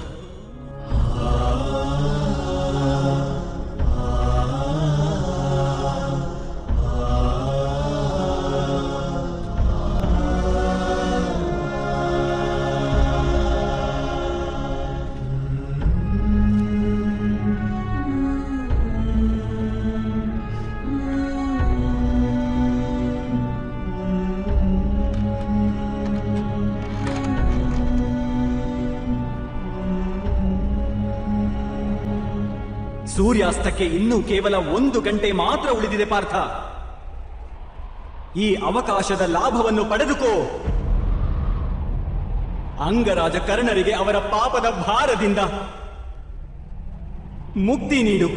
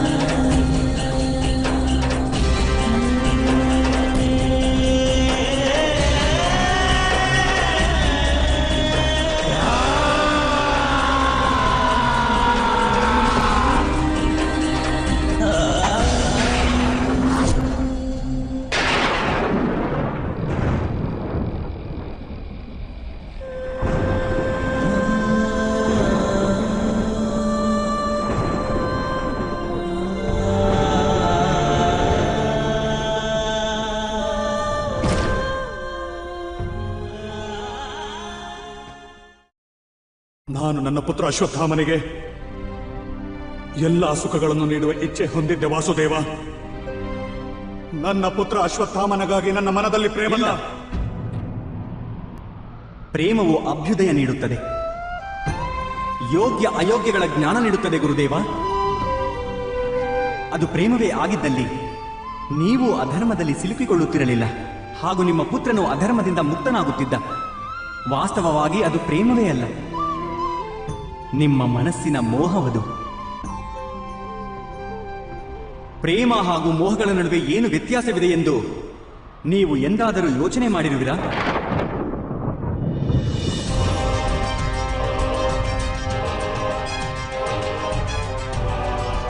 ಪ್ರೇಮದಿಂದಲೇ ಮೋಹದ ಜನ್ಮವಾಗುವುದಲ್ಲವೇ ವಾಸುದೇವ?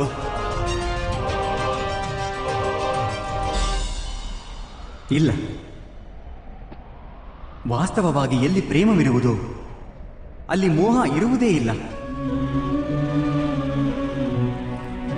ಪ್ರೇಮದ ಜನನವಾಗುವುದು ಕರುಣೆಯಿಂದಾಗಿ, ಹಾಗೂ ಮೋಹ ಹುಟ್ಟುವುದು ಅಹಂಕಾರದಿಂದ. ಪ್ರೇಮ ಹೇಳುತ್ತದೆ, ನನ್ನ ಪುತ್ರನಿಗೆ ಭಗವಂತ ಜಗತ್ತಿನ ಎಲ್ಲ ಸುಖಗಳನ್ನು ನೀಡುವನು ಎಂದು. ಆದರೆ ಮೋಹ ಹೇಳುತ್ತದೆ, ನಾನು ನನ್ನ ಪುತ್ರನಿಗೆ ಜಗತ್ತಿನ ಎಲ್ಲ ಸುಖಗಳನ್ನು ನೀಡುವೆನು ಎಂದು. ಪ್ರೇಮ ಹೇಳುತ್ತದೆ, ನನಗೆ ನನ್ನ ಪುತ್ರನ ಮೇಲೆ ಹೆಮ್ಮೆ ಇದೆ ಎಂದು. ಆದರೆ ಮೋಹ ಹೇಳುತ್ತದೆ, ನನ್ನ ಪುತ್ರನಿಗೆ ನನ್ನ ಮೇಲೆ ಹೆಮ್ಮೆ ಇರಬೇಕೆಂದು. ಪ್ರೇಮ ಮುಕ್ತಿ ನೀಡುತ್ತದೆ ಗುರುದೇವ, ಮೋಹ ಬಂಧನಕ್ಕೊಳಪಡಿಸುತ್ತದೆ. ಪ್ರೇಮ ಅದು ಧರ್ಮ ಗುರುದೇವ, ಹಾಗೂ ಮೋಹ ಅಧರ್ಮ.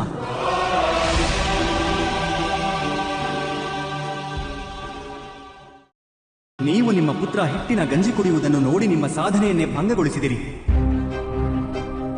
ಅದರ ಬದಲಾಗಿ ನಿಮ್ಮ ಪುತ್ರನಿಗೆ ಹಿಟ್ಟಿನ ಗಂಜಿಯಿಂದಲೇ ಸಂತೋಷ ಪಡುವ ಶಿಕ್ಷಣ ನೀಡಬಹುದಿತ್ತು. ನಿಮ್ಮ ಸಾಧನೆಯನ್ನು ಭಂಗಗೊಳಿಸುವ ಬದಲಾಗಿ ಅವನಿಗೆ ಸಂಘರ್ಷದ ಮೂಲಕ ಏನನ್ನಾದರೂ ಸಾಧಿಸುವ ಶಿಕ್ಷಣ ನೀಡಿದ್ದರೆ ಈ ದಿನ ನಿಮ್ಮ ಸ್ಥಿತಿ ಬೇರೆ ಆಗುತ್ತಿರಲಿಲ್ಲವೇ? ನಿಮ್ಮ ಪುತ್ರನ ಭವಿಷ್ಯ ಉಜ್ವಲಗೊಳಿಸುವ ಪ್ರಯತ್ನದಲ್ಲಿ ನೀವು ಅವನ ನಡತೆ ಉಜ್ವಲಗೊಳಿಸುವುದನ್ನೇ ಮರೆತು ಬಿಟ್ಟಿರಿ. ನಿಮ್ಮ ಮೋಹದ ಕಾರಣದಿಂದಲೇ ಅವನ ಜೀವನದಲ್ಲಿ ಧರ್ಮ ನಷ್ಟವಾಯಿತು. ಲೋಭ, ಭಯ ಹಾಗೂ ಲಾಲಸೆಯ ಶಿಕ್ಷಣ ನೀಡಿದ್ದೀರಿ ನೀವು ಅವನಿಗೆ. ಹಾಗೂ ಸ್ವಯಂ ನೀವು ಕೂಡ ಅದೇ ಮೋಹದ ಕಾರಣದಿಂದಾಗಿ ವಾಸ್ತವದಲ್ಲಿ ನೀವು ಗುರು ಎಂದು ಆಗಲೇ ಇಲ್ಲ. ಕೇವಲ ಶಿಕ್ಷಕರಾಗಿ ಉಳಿದು ಬಿಟ್ಟಿರಿ ನೀವು.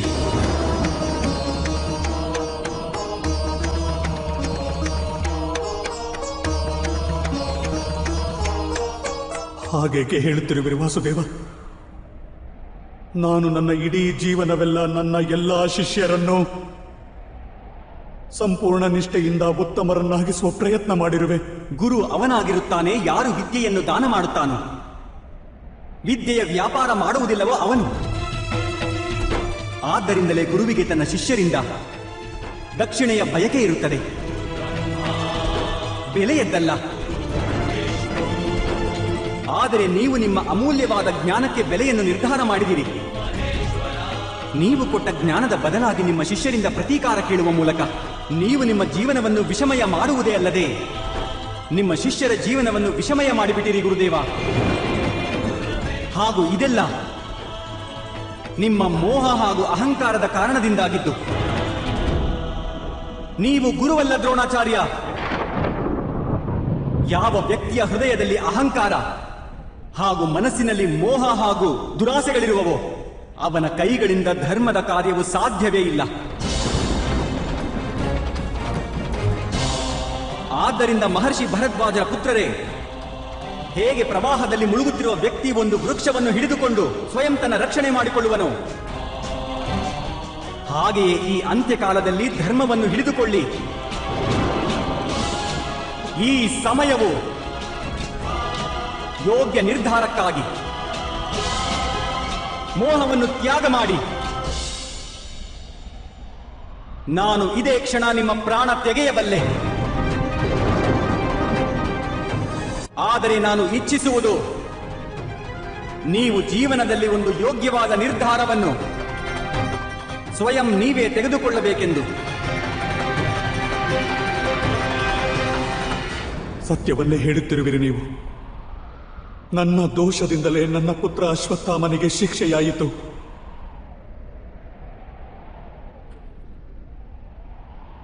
ಈಗ ಸಮಯ ಬಂದಾಗಿದೆ. ನನಗೂ ಶಿಕ್ಷೆ ದೊರೆಯುವ ಸಮಯ.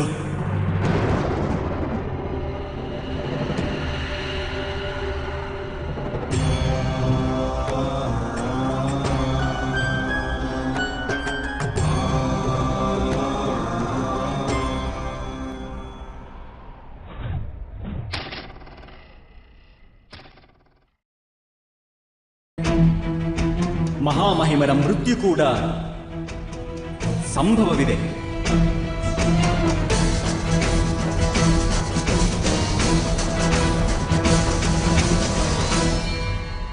ಅದು ಸಂಭವವಿಲ್ಲ ವಾಸುದೇವ. ಮೋಸವಿಲ್ಲದೆಯೇ ಮಹಾಮಹಿಮ ಭೀಷ್ಮರ ಮೃತ್ಯು ಆಗುವುದು ಸಾಧ್ಯವಿಲ್ಲ. ಹಾಗೂ ನಿಮ್ಮ ಪಕ್ಷದಲ್ಲಂತೂ ಧರ್ಮವಿದೆ. ನೀವು ಮೋಸ ಮಾಡಲು ಆಗದು. ಅದು ಮೋಸದ ವ್ಯಾಖ್ಯೆಯ ಮೇಲೆ ಅವಲಂಬಿಸುತ್ತದೆ ಮಾಮಾಶ್ರೀ. ಭಗವಂತ ರಾಮಚಂದ್ರ ಗೌಪ್ಯವಾಗಿದ್ದುಕೊಂಡೇ ವಾನರರ ರಾಜ ವಾಲಿಯ ಮೇಲೆ ಪ್ರಹಾರ ಮಾಡಿದ್ದರು. ಮರೆತು ಬಿಟ್ಟಿರಾ ನೀವು ಮಾಮಾಶ್ರೀ? ಹಾಗೂ ದಶಕಂಠ ರಾವಣನ ವಧೆ ಮಾಡಲು ಅವನ ಅನುಜ ವಿಭೀಷಣನ ಸಹಾಯ ಪಡೆಯಲಾಗಿತ್ತು. ಮೋಸದ ಉದ್ದೇಶ ಧರ್ಮವಾಗಿದ್ದರೆ ಮೋಸವೂ ಸಹ ಧರ್ಮವೇ ಮಾಮಾಶ್ರೀ.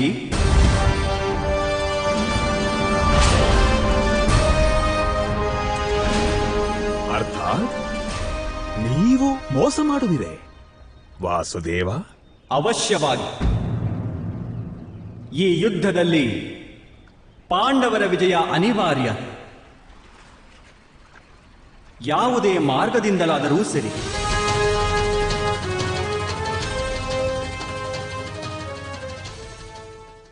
ಯಾರಿಗೆ ಹುಟ್ಟಿನಿಂದ ಕೇವಲ ಅನ್ಯಾಯವೇ ಆಗಿದೆಯೋ ಅವನು ಸಮಾಜವನ್ನು ಶತ್ರುವೆಂದು ತಿಳಿದರೆ ಅದರಲ್ಲಿ ಆಶ್ಚರ್ಯವೇನಿದೆ? ಆ ಸಿಂಹಾಸನದ ಮೇಲೆ ನನ್ನ ಮಿತ್ರನ ಅಧಿಕಾರವಿದೆ. ಅದು ಹೇಗೆ? ಯುವರಾಜನ ತಂದೆ ರಾಜರಾಗಿರುವರು, ಹಾಗೂ ರಾಜನ ಪುತ್ರನೇ ರಾಜನಾಗುವುದು. ಅರ್ಥಾತ್ ಅಧಿಕಾರ ಜನ್ಮದಿಂದ ಸಾಬೀತಾಗುವುದೇ, ಸಾಮರ್ಥ್ಯದಿಂದಲ್ಲವೇ? ನೀವು ನನ್ನನ್ನು ನನ್ನ ಮಾತುಗಳಲ್ಲೇ ಸಿಲುಕಿಸ ಬಯಸುತ್ತಿರುವಿರಿ ವಾಸುದೇವ.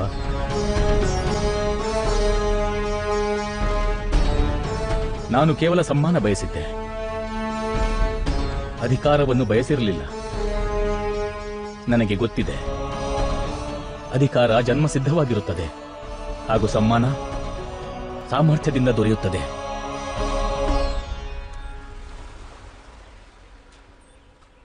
ಹಾಗಾದರೆ ನಿಮಗೆ ರಥದ ಸಾರಥಿಯಾಗುವ ಅಧಿಕಾರ ಮಾತ್ರವಿದೆ ಅಂಗರಾಜ? ಈ ಯುದ್ಧದಲ್ಲಿ ಭಾಗಿಯಾಗುವುದಿಲ್ಲವೇ ನೀವು?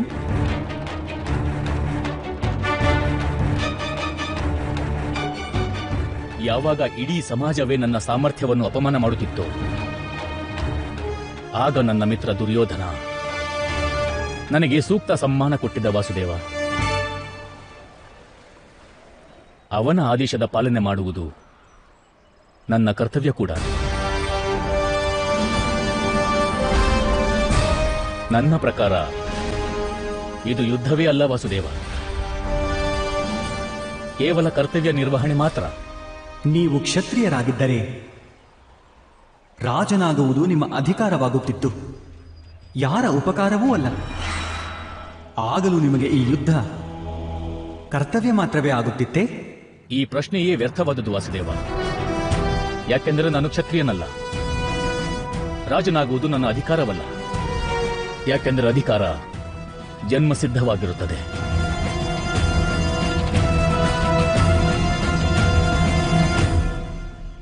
ನನ್ನ ಅಭಿಪ್ರಾಯದಲ್ಲಿ ಅಧಿಕಾರ ಸಾಮರ್ಥ್ಯಕ್ಕೆ ದೊರೆಯುವುದೇ ಸೂಕ್ತ ಸಮ್ಮಾನ.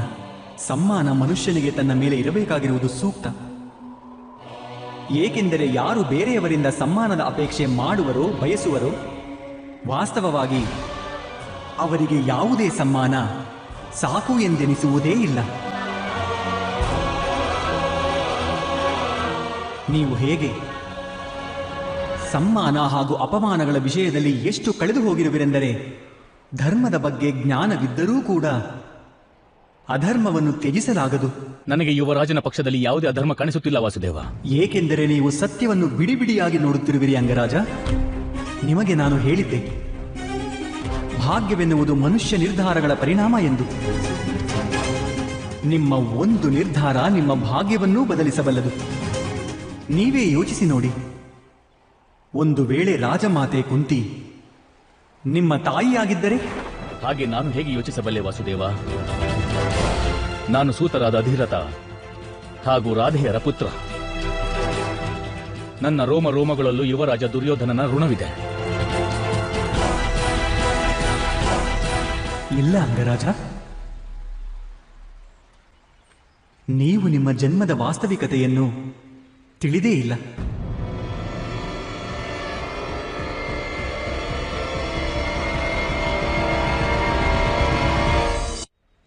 ನಿಮ್ಮ ಸಾಮರ್ಥ್ಯ ಭಗವಂತ ಸೂರ್ಯನಾರಾಯಣರ ಪ್ರಸಾದ. ನೀವು ಸ್ವಯಂ ಭಗವಂತ ಸೂರ್ಯನಾರಾಯಣರ ಮಂತ್ರ ಪ್ರಸಾದ.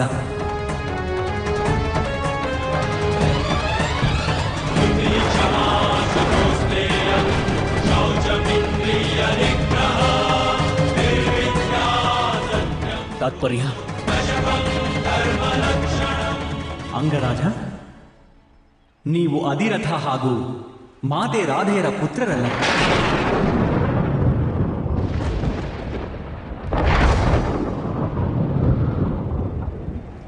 ಅವರಿಬ್ಬರಿಗೆ ನೀವು ಗಂಗಾ ನದಿಯಲ್ಲಿ ದೊರೆತದ್ದು.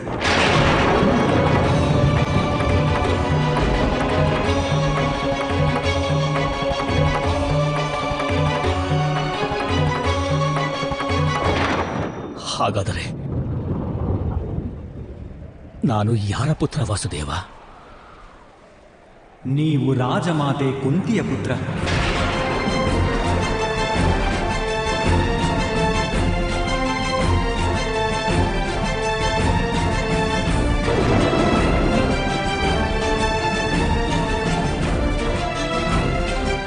ಸ್ವಯಂ ಸೂರ್ಯನಾರಾಯಣರೇ ನಿಮ್ಮ ತಂದೆ.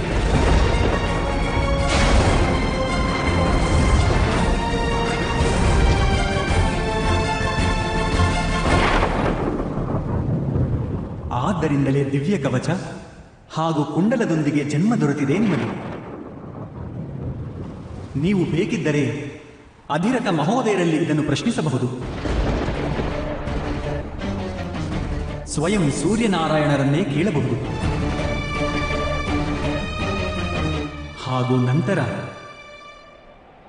ಯೋಚನೆ ಮಾಡುವ ಮಾರ್ಗವನ್ನು ಬದಲಾಯಿಸಿ ನಿಮ್ಮ ನಿರ್ಧಾರ ತೆಗೆದುಕೊಳ್ಳಿ.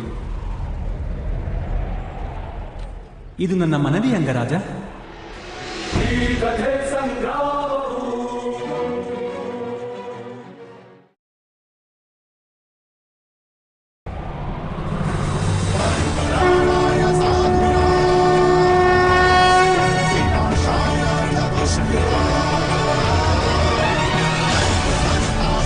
ಇಲ್ಲ ಮಾಧವ, ನೀವು ನನ್ನ ರಥದ ಸಾರಥಿ ಆಗಕೂಡದು.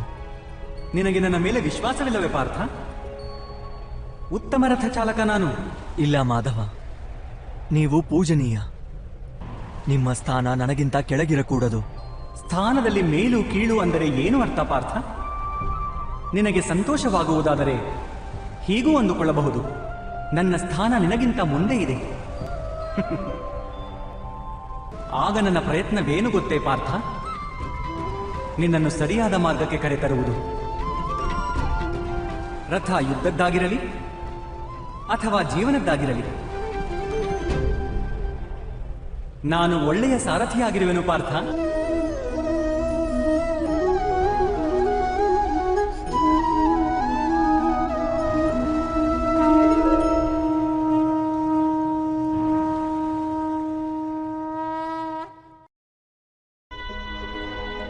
ಏನು ದೋಷ ನನ್ನದು ವಾಸುದೇವ, ಹೇಳಿ.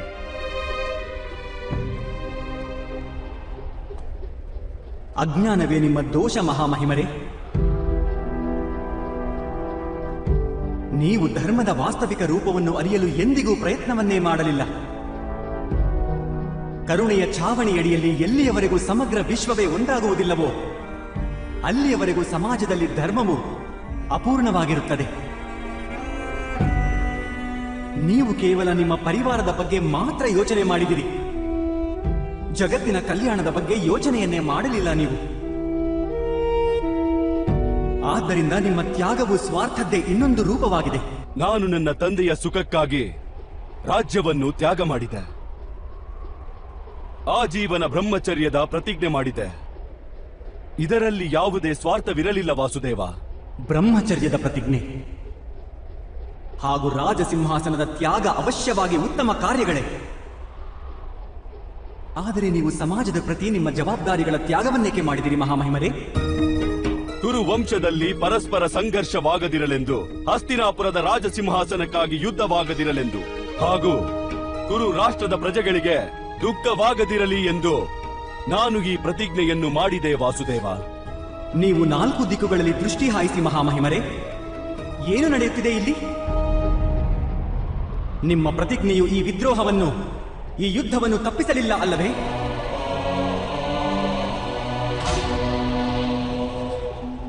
ಯೋಚನೆ ಮಾಡಿ ಮಹಾಮಹಿಮರೇ. ನೀವು ನಿಮ್ಮ ಪ್ರತಿಜ್ಞೆಯನ್ನೇ ಧರ್ಮವೆಂದು ತಿಳಿದಿರುವಿರಿ. ಅದು ವಾಸ್ತವವಾಗಿ ಧರ್ಮವಾದರೆ ಈ ಮಹಾಯುದ್ಧವು ಏಕಾಗುತ್ತಿತ್ತು? ವಾಸ್ತವವಾಗಿ ಧರ್ಮವೆಂದರೆ ಮೃತಚಿಂತನೆಯ ಹೆಸರಲ್ಲ, ಯಾವುದೇ ಪರಂಪರೆಯ ಹೆಸರೂ ಅಲ್ಲ. ಧರ್ಮವು ಜೀವನದ ಹೆಸರು, ಹಾಗೂ ಜೀವನ ನಿರಂತರವಾಗಿ ಬದಲಾಗುತ್ತಿರುತ್ತದೆ. ಪರಿವರ್ತನೆಯೇ ಜೀವನದ ಸ್ವಭಾವವಾಗಿದೆ, ಹಾಗೂ ಪರಿವರ್ತನೆಗಾಗಿಯೇ ಮನುಷ್ಯ ಕರ್ಮ ಮಾಡಬೇಕಾಗುತ್ತದೆ. ನೀವು ಕರ್ಮವನ್ನೇ ತ್ಯಜಿಸಿಬಿಟ್ಟಿರಿ ಮಹಾಮಹಿಮರೇ. ಆದರೆ ನಾನಂತೂ ಜೀವನದ ಪ್ರತಿ ಹೆಜ್ಜೆಯಲ್ಲೂ ಧರ್ಮವನ್ನೇ ಪಾಲಿಸಿದ್ದೇನೆ ವಾಸುದೇವ. ಇಲ್ಲ ಮಹಾಮಹಿಮರೇ,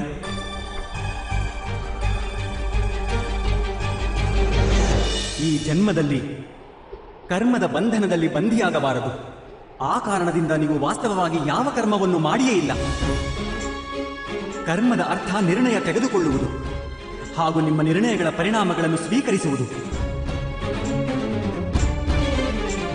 ಯಾವುದಾದರೂ ನಿರ್ಣಯವನ್ನು ನೀವೆಲ್ಲಿ ತೆಗೆದುಕೊಂಡಿರುವಿರಿ ಮಹಾಮಹಿಮರೇ? ಮಹಾರಾಜ ಪಾಂಡುವಿನ ರಾಜ್ಯಾಭಿಷೇಕದ ನಿರ್ಣಯ ನಿಮ್ಮ ನಿರ್ಣಯವಾಗಿದ್ದೇ? ಒಬ್ಬ ಹುಟ್ಟುಕುರುಡ ವ್ಯಕ್ತಿ ರಾಜನಾಗಲು ಯೋಗ್ಯನಲ್ಲ. ನನ್ನ ಅಭಿಪ್ರಾಯವೇನೆಂದರೆ ಜ್ಯೇಷ್ಠ ಭ್ರಾತ ಪಾಂಡುವಿನ ರಾಜ್ಯಾಭಿಷೇಕವಾಗಬೇಕು. ಮಹಾರಾಜ ಧೃತರಾಷ್ಟ್ರ ಹಾಗೂ ಮಹಾರಾಣಿ ಗಾಂಧಾರಿಯವರ ವಿವಾಹದ ನಿರ್ಣಯ? ಅಕ್ಷಯ ತೃತೀಯದ ಶುಭ ಮುಹೂರ್ತದಲ್ಲಿ ಕುಮಾರ ಧೃತರಾಷ್ಟ್ರನ ವಿವಾಹವು ಗಾಂಧಾರದ ಕುಮಾರಿ ಗಾಂಧಾರಿಯ ಜೊತೆಗೆ ನಡೆಯುವುದಿಲ್ಲ. ಮಹಾರಾಜ ಧೃತರಾಷ್ಟ್ರರನ್ನು ಅಧರ್ಮ ಮಾಡದಂತೆ ತಡೆಯುವ ಪ್ರಯತ್ನವನ್ನು ಏಕೆ ಮಾಡಲಿಲ್ಲ ನೀವು? ಕುಮಾರ ದುರ್ಯೋಧನನ ಮೇಲೆ ದಾಳಿ ಮಾಡಿರುವ ಈ ಮೀನುಗಾರರ ನ್ಯಾಯವನ್ನಾದರೂ ಮುಗಿಸಿ. ಈ ಎಲ್ಲರ ಶಿರಚ್ಛೇದನ ಮಾಡಿಬಿಡಿ. ಇದು ಅತ್ಯಾಚಾರ. ಆದೇಶದ ಪಾಲನೆಯಾಗಲಿ. ದ್ಯೂತ ಸಭೆಯ ನಿರ್ಣಯ ಹಾಗೂ ಅದರಲ್ಲಿ ಪಾಂಚಾಲಿಯ ಅಪಮಾನ ತಡೆಯದೇ ಇರುವ ನಿರ್ಣಯ. ಪಿತಾಮಹ, ನಿಮ್ಮ ಕೀರ್ತಿ ಸಮಗ್ರ ಆರ್ಯಾವರ್ತದಲ್ಲಿವೆ. ನೀವು ಸ್ವಯಂ ಮಾತೆ ಗಂಗೆಯ ಪುತ್ರರು. ನಿಮ್ಮ ಉಪಸ್ಥಿತಿಯಲ್ಲಿ ಇವೆಲ್ಲವನ್ನು ನೋಡಿ ನೀವು ಅದು ಹೇಗೆ ಮೌನವಾಗಿರಲು ಸಾಧ್ಯ?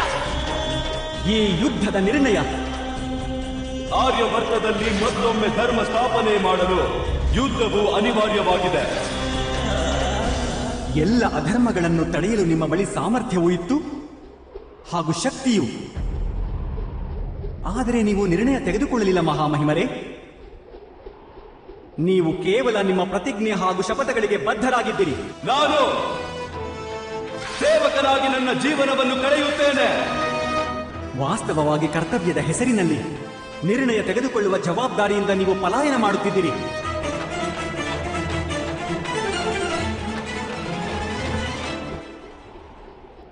ಏನು ನಿರ್ಣಯ ತೆಗೆದುಕೊಳ್ಳುವುದು ಬಂಧನದಲ್ಲಿ ಸಿಲುಕುವುದಿಲ್ಲವೇ? ಬಂಧನದಿಂದ ಮುಕ್ತರಾಗಲು ನಿಷ್ಕಾಮ ಕರ್ಮದ ಸಿದ್ಧಾಂತವನ್ನು ಅರ್ಥ ಮಾಡಿಕೊಂಡಿದ್ದರೆ ನಿಮ್ಮ ಜೀವನ ಧರ್ಮಮಯವಾಗುತ್ತಿತ್ತು ಮಹಾಮಹಿಮರೇ. ಬಂಧನದಿಂದ ಬಿಡಿಸಿಕೊಳ್ಳಲು ನೀವು ಕರ್ಮವನ್ನೇಕೆ ತ್ಯಾಗ ಮಾಡಿದಿರಿ? ಕರ್ಮದ ಫಲವನ್ನು ತ್ಯಾಗ ಮಾಡಬಹುದಿತ್ತಲ್ಲವೇ? ಯಾರದೋ ಆದೇಶವನ್ನೇ ಕರ್ತವ್ಯ ಎಂದು ತಿಳಿಯುವ ಬದಲಾಗಿ ನಿಮ್ಮ ಕರ್ಮವನ್ನೇ ಕರ್ತವ್ಯವೆಂದು ತಿಳಿದಿದ್ದರೂ ಬಂಧನದಿಂದ ಮುಕ್ತಿ ಸಿಗುತ್ತಿತ್ತು. ಬಹಳ ಸಮಯದ ಹಿಂದೆ ನೀವು ಪ್ರತಿಜ್ಞೆ ಮಾಡಿದ್ದೀರಿ. ನಿಮಗೆ ಆ ಸಮಯದಲ್ಲಿ ಸಂಪೂರ್ಣ ಭವಿಷ್ಯದ ಅರಿವಿತ್ತೆ? ಪರಿಸ್ಥಿತಿಗಳು ಬದಲಾಗಿವೆ ಮಹಾಮಹಿಮರೇ. ಸಮಯದಲ್ಲಿ ಪರಿವರ್ತನೆಯಾಗಿದೆ. ಆದರೆ ನೀವು ನಿಮ್ಮ ಪ್ರತಿಜ್ಞೆಯನ್ನು ಮುರಿಯಲಿಲ್ಲ. ಹಾಗೆಯೇ ಯಾವ ಪರಿವರ್ತನೆಯನ್ನು ಸ್ವೀಕಾರ ಕೂಡ ಮಾಡಲಿಲ್ಲ. ಅದರ ಪರಿಣಾಮವೇ ಈ ದಿನ ಈ ಯುದ್ಧವಾಗುತ್ತಿದೆ. ಹಾಗಾದರೆ ಪ್ರತಿಜ್ಞೆಗೆ ಯಾವುದೇ ಬೆಲೆ ಇಲ್ಲವೇ? ಅವಶ್ಯವಾಗಿರುವುದು. ಯಾವ ಪ್ರತಿಜ್ಞೆಯಿಂದ ಇಡೀ ಸಮಾಜಕ್ಕೆ ಲಾಭವಾಗುವುದೋ ಅದೇ ಬೆಲೆ ಅವಶ್ಯವಾಗಿ ಇದೆ. ಆದರೆ ಯಾವ ಕ್ಷಣ ಮನುಷ್ಯನ ಪ್ರತಿಜ್ಞೆ, ಅವನ ನಿರ್ಣಯ ಇಡೀ ಸಮಾಜಕ್ಕೆ ಹಾನಿ ತರತೊಡಗುವವೋ ಅದೇ ಕ್ಷಣ ಆ ಪ್ರತಿಜ್ಞೆಯನ್ನು ಮುರಿಯುವುದು ಅನಿವಾರ್ಯವಾಗುತ್ತದೆ. ಮಹಾಮಹಿಮರೇ,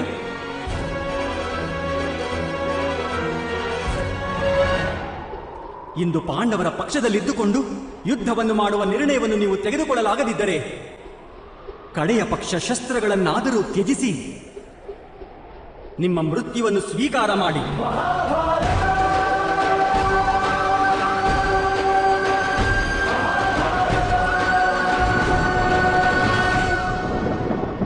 ನಾನು ಸ್ವೀಕಾರ ಮಾಡುತ್ತೇನೆ ವಾಸುದೇವ. ಒಂದು ವೇಳೆ ನೀವು ಕೊಟ್ಟ ಜ್ಞಾನ ನನಗೆ ಜೀವನ ಕಾಲದಲ್ಲಿ ದೊರೆತಿದ್ದರೆ ಇಷ್ಟು ಅನ್ಯಾಯಗಳು ಆಗುತ್ತಿರಲಿಲ್ಲ. ಆದರೆ ಜೀವನದಲ್ಲಿ ಇಲ್ಲವಾದರೂ ಮೃತ್ಯುವಿನಲ್ಲಿ ನೀವು ನೀಡಿದ ಜ್ಞಾನ ಅವಶ್ಯವಾಗಿ ಉಪಯೋಗಕ್ಕೆ ಬರುವುದು.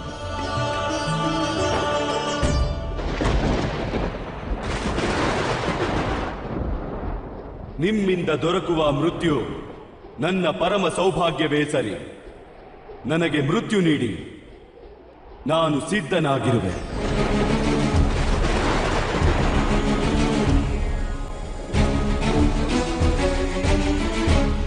ನಿಮ್ಮ ಇಚ್ಛೆಯಂತೆಯೇ ಆಗಲಿ ಮಹಾಮಹಿಮರೇ. ಹಾಗಾದಲ್ಲಿ ನಾನು ಅದನ್ನು ಸ್ವೀಕರಿಸುವೆ. ಯುದ್ಧದ ಅಂತ್ಯವಾಗುವುದರಲ್ಲಿ ನಾನು ಎಷ್ಟು ನಿಂದನೆಗಳನ್ನು ಹಾಗೂ ಶಾಪಗಳನ್ನು ಸ್ವೀಕಾರ ಮಾಡಬೇಕಾಗುವುದೆಂಬುದು ನನಗೆ ತಿಳಿದಿಲ್ಲ. ನನಗೆ ಅದರ ಬಗ್ಗೆ ಯಾವ ದುಃಖ ಅಥವಾ ಸುಖವಿಲ್ಲ. ಈ ಸಮಯದಲ್ಲಿ ಮಹಾಮಹಿಮರ ಮೃತ್ಯು ಅನಿವಾರ್ಯವಾಗಿದೆ.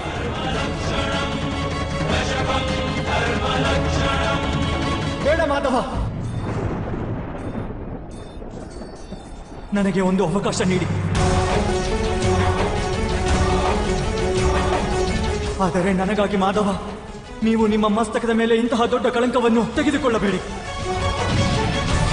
ಒಂದು ವೇಳೆ ನನ್ನಿಂದಾಗಿ ಹಾಗಾದಲ್ಲಿ ಅದೇ ಕ್ಷಣ ನನ್ನ ದೇಹದಿಂದ ನನ್ನ ಪ್ರಾಣ ಹೊರಟು ಹೋಗುವುದು. ಮಾಧವ, ನನಗೊಂದು ಅವಕಾಶ ನೀಡಿ, ನನ್ನ ಮನವಿಯನ್ನು ಸ್ವೀಕರಿಸಿ.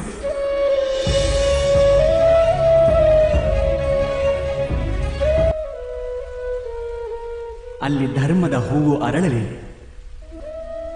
ನಿಮಗೆ ಕಲ್ಯಾಣವಾಗಲಿ, ಜಗದ ಕಲ್ಯಾಣವಾಗಲಿ. ಮಹಾಭಾರತದ ಈ ಯುದ್ಧ, ಮಹಾಭಾರತದ ಈ ಕಥೆ ಅನೇಕ ಸತ್ಯಗಳನ್ನು ಪ್ರಸ್ತಾಪ ಮಾಡುತ್ತದೆ. ಶ್ರೇಷ್ಠವಾದ ಸತ್ಯವೇನೆಂದರೆ ಪ್ರತ್ಯೇಕತೆ ಹಾಗೂ ವಿಭಿನ್ನತೆಗಳೇ ಅಧರ್ಮದ ಮೂಲಗಳಾಗಿವೆ, ಹಾಗೂ ಏಕತೆಯೇ ಧರ್ಮದ ಆಧಾರವಾಗಿದೆ. ಹೇಗೆ? ನೀವೇ ಯೋಚಿಸಿ ನೋಡಿ. ಮನುಷ್ಯನ ಹೃದಯವು ಸುಖದ ಬಯಕೆಗಳಿಂದ, ಅಧಿಕಾರ ಹಾಗೂ ಸಂಪತ್ತಿನ ಆಸೆಗಳಿಂದ ಆವರಿಸಿಕೊಂಡಿರುತ್ತದೆ. ಆದರೆ ಸಾಮಾನ್ಯವಾಗಿ ಮನುಷ್ಯನು ತನ್ನ ಮಾತಾಪಿತ, ಸಂತಾನ, ಸಹೋದರ ಸಹೋದರಿಯರು ಅಥವಾ ಪತ್ನಿಯೊಂದಿಗೆ ಯೋಗ್ಯ ವ್ಯವಹಾರವನ್ನೇ ಮಾಡುತ್ತಾನೆ. ಯಾವುದೇ ಅನ್ಯಾಯವನ್ನು ಮಾಡುವುದಿಲ್ಲ. ತನ್ನ ಸುಖ ಹಾಗೂ ಸಂಪತ್ತುಗಳನ್ನು ಸಮಾನ ಭಾಗಗಳಲ್ಲಿ ಹಂಚಿಕೊಂಡು ಅನುಭವಿಸುತ್ತಾನೆ. ಏಕೆಂದರೆ ಅವನಿಗೆ ತಿಳಿದಿದೆ, ಅವನ ಸುಖದ ಮೂಲ ಆಧಾರವೇ ಅವನ ಪರಿವಾರವೆಂದು, ಅವನ ಸುಖಕ್ಕೆ ಕಾರಣವೇ ಅವನ ಪರಿವಾರ ಎಂದು. ಮನುಷ್ಯನಿಗೆ ಇದೂ ತಿಳಿದಿದೆ, ಅವನ ಸುಖವು ಸಮಾಜದಿಂದಲೇ ಬರುವುದೆಂದು. ಆದರೆ ತಿಳಿದೋ ತಿಳಿಯದೆಯೋ ಸಮಾಜಕ್ಕೆ ಅನ್ಯಾಯ ಮಾಡಿಬಿಡುತ್ತಾನೆ, ಸಮಾಜದ ಶೋಷಣೆಯನ್ನು ಮಾಡಿಬಿಡುತ್ತಾನೆ. ಏಕೆಂದರೆ ಅವನು ಸಮಾಜವನ್ನು ತನ್ನ ಸುಖದ ಕಾರಣ ಎಂದು ತಿಳಿಯುವುದೇ ಇಲ್ಲ. ಅವನು ಸಮಾಜವನ್ನು ಸುಖದ ಸಾಧನ ಎಂದು ಮಾತ್ರ ತಿಳಿಯುತ್ತಾನೆ. ವ್ಯತ್ಯಾಸವಿರುವುದು ಕಾರಣ ಹಾಗೂ ಸಾಧನಗಳಲ್ಲಿ.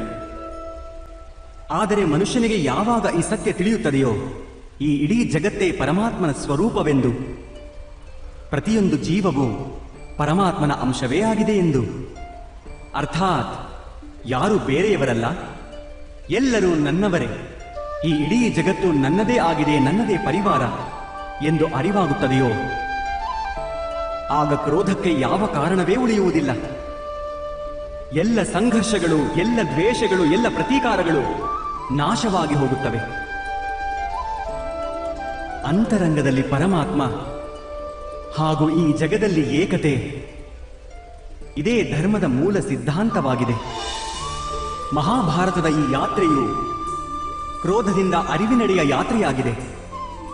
ವಿಭಿನ್ನತೆಯಿಂದ ಏಕತೆಯೆಡೆಗಿನ ಯಾತ್ರೆಯಾಗಿದೆ. ಈ ಭೂಮಿಯ ಮೇಲೆ ವಾಸವಿರುವ ಪ್ರಜೆಗಳು ಎಲ್ಲಿಯವರೆಗೂ ಈ ಮಹಾಭಾರತದ ಕಥೆಯನ್ನು ತಮ್ಮ ಸ್ಮರಣೆಯಲ್ಲಿ ಜೀವಂತವಾಗಿಡುವರೋ ಅಲ್ಲಿಯವರೆಗೂ ಇಂಥ ವಿಧ್ವಂಸವು ಮತ್ತೆ ಆಗುವುದಿಲ್ಲ. ಯಾವುದೇ ಶಕ್ತಿಯೂ ಇದರ ಶ್ರೇಷ್ಠತೆಯ ವಸ್ತ್ರಹರಣವನ್ನು ಮಾಡಲಾಗದು. ಓಂ ಸಹನಾವವತು. ಭಗವಂತ ನಮ್ಮೆಲ್ಲರ ರಕ್ಷಣೆ ಮಾಡಲಿ. ಸಹನೌ ಭುನಕ್ತು. ನಾವೆಲ್ಲ ಒಂದಾಗಿ ಸುಖವನ್ನು ಅನುಭವಿಸೋಣ. ಸಹವೀರ್ಯಂ ಕರವಾವಹೈ. ಒಬ್ಬರು ಇನ್ನೊಬ್ಬರ ಕಲ್ಯಾಣಕ್ಕಾಗಿ ಪ್ರಯತ್ನ ಮಾಡೋಣ. ತೇಜಸ್ವಿನಾವಧೀತಮಸ್ತು. ನಮ್ಮೆಲ್ಲರ ಜೀವನವು ಪ್ರಕಾಶದಿಂದ ತುಂಬಿರಲಿ. ಮಾ ವಿದ್ವಿಷಾವಹೈ. ಪರಸ್ಪರ ಯಾವುದೇ ದ್ವೇಷ ಅಥವಾ ಅಸೂಯೆ ಇಲ್ಲದಿರಲಿ. ಓಂ ಶಾಂತಿ ಶಾಂತಿ ಶಾಂತಿ.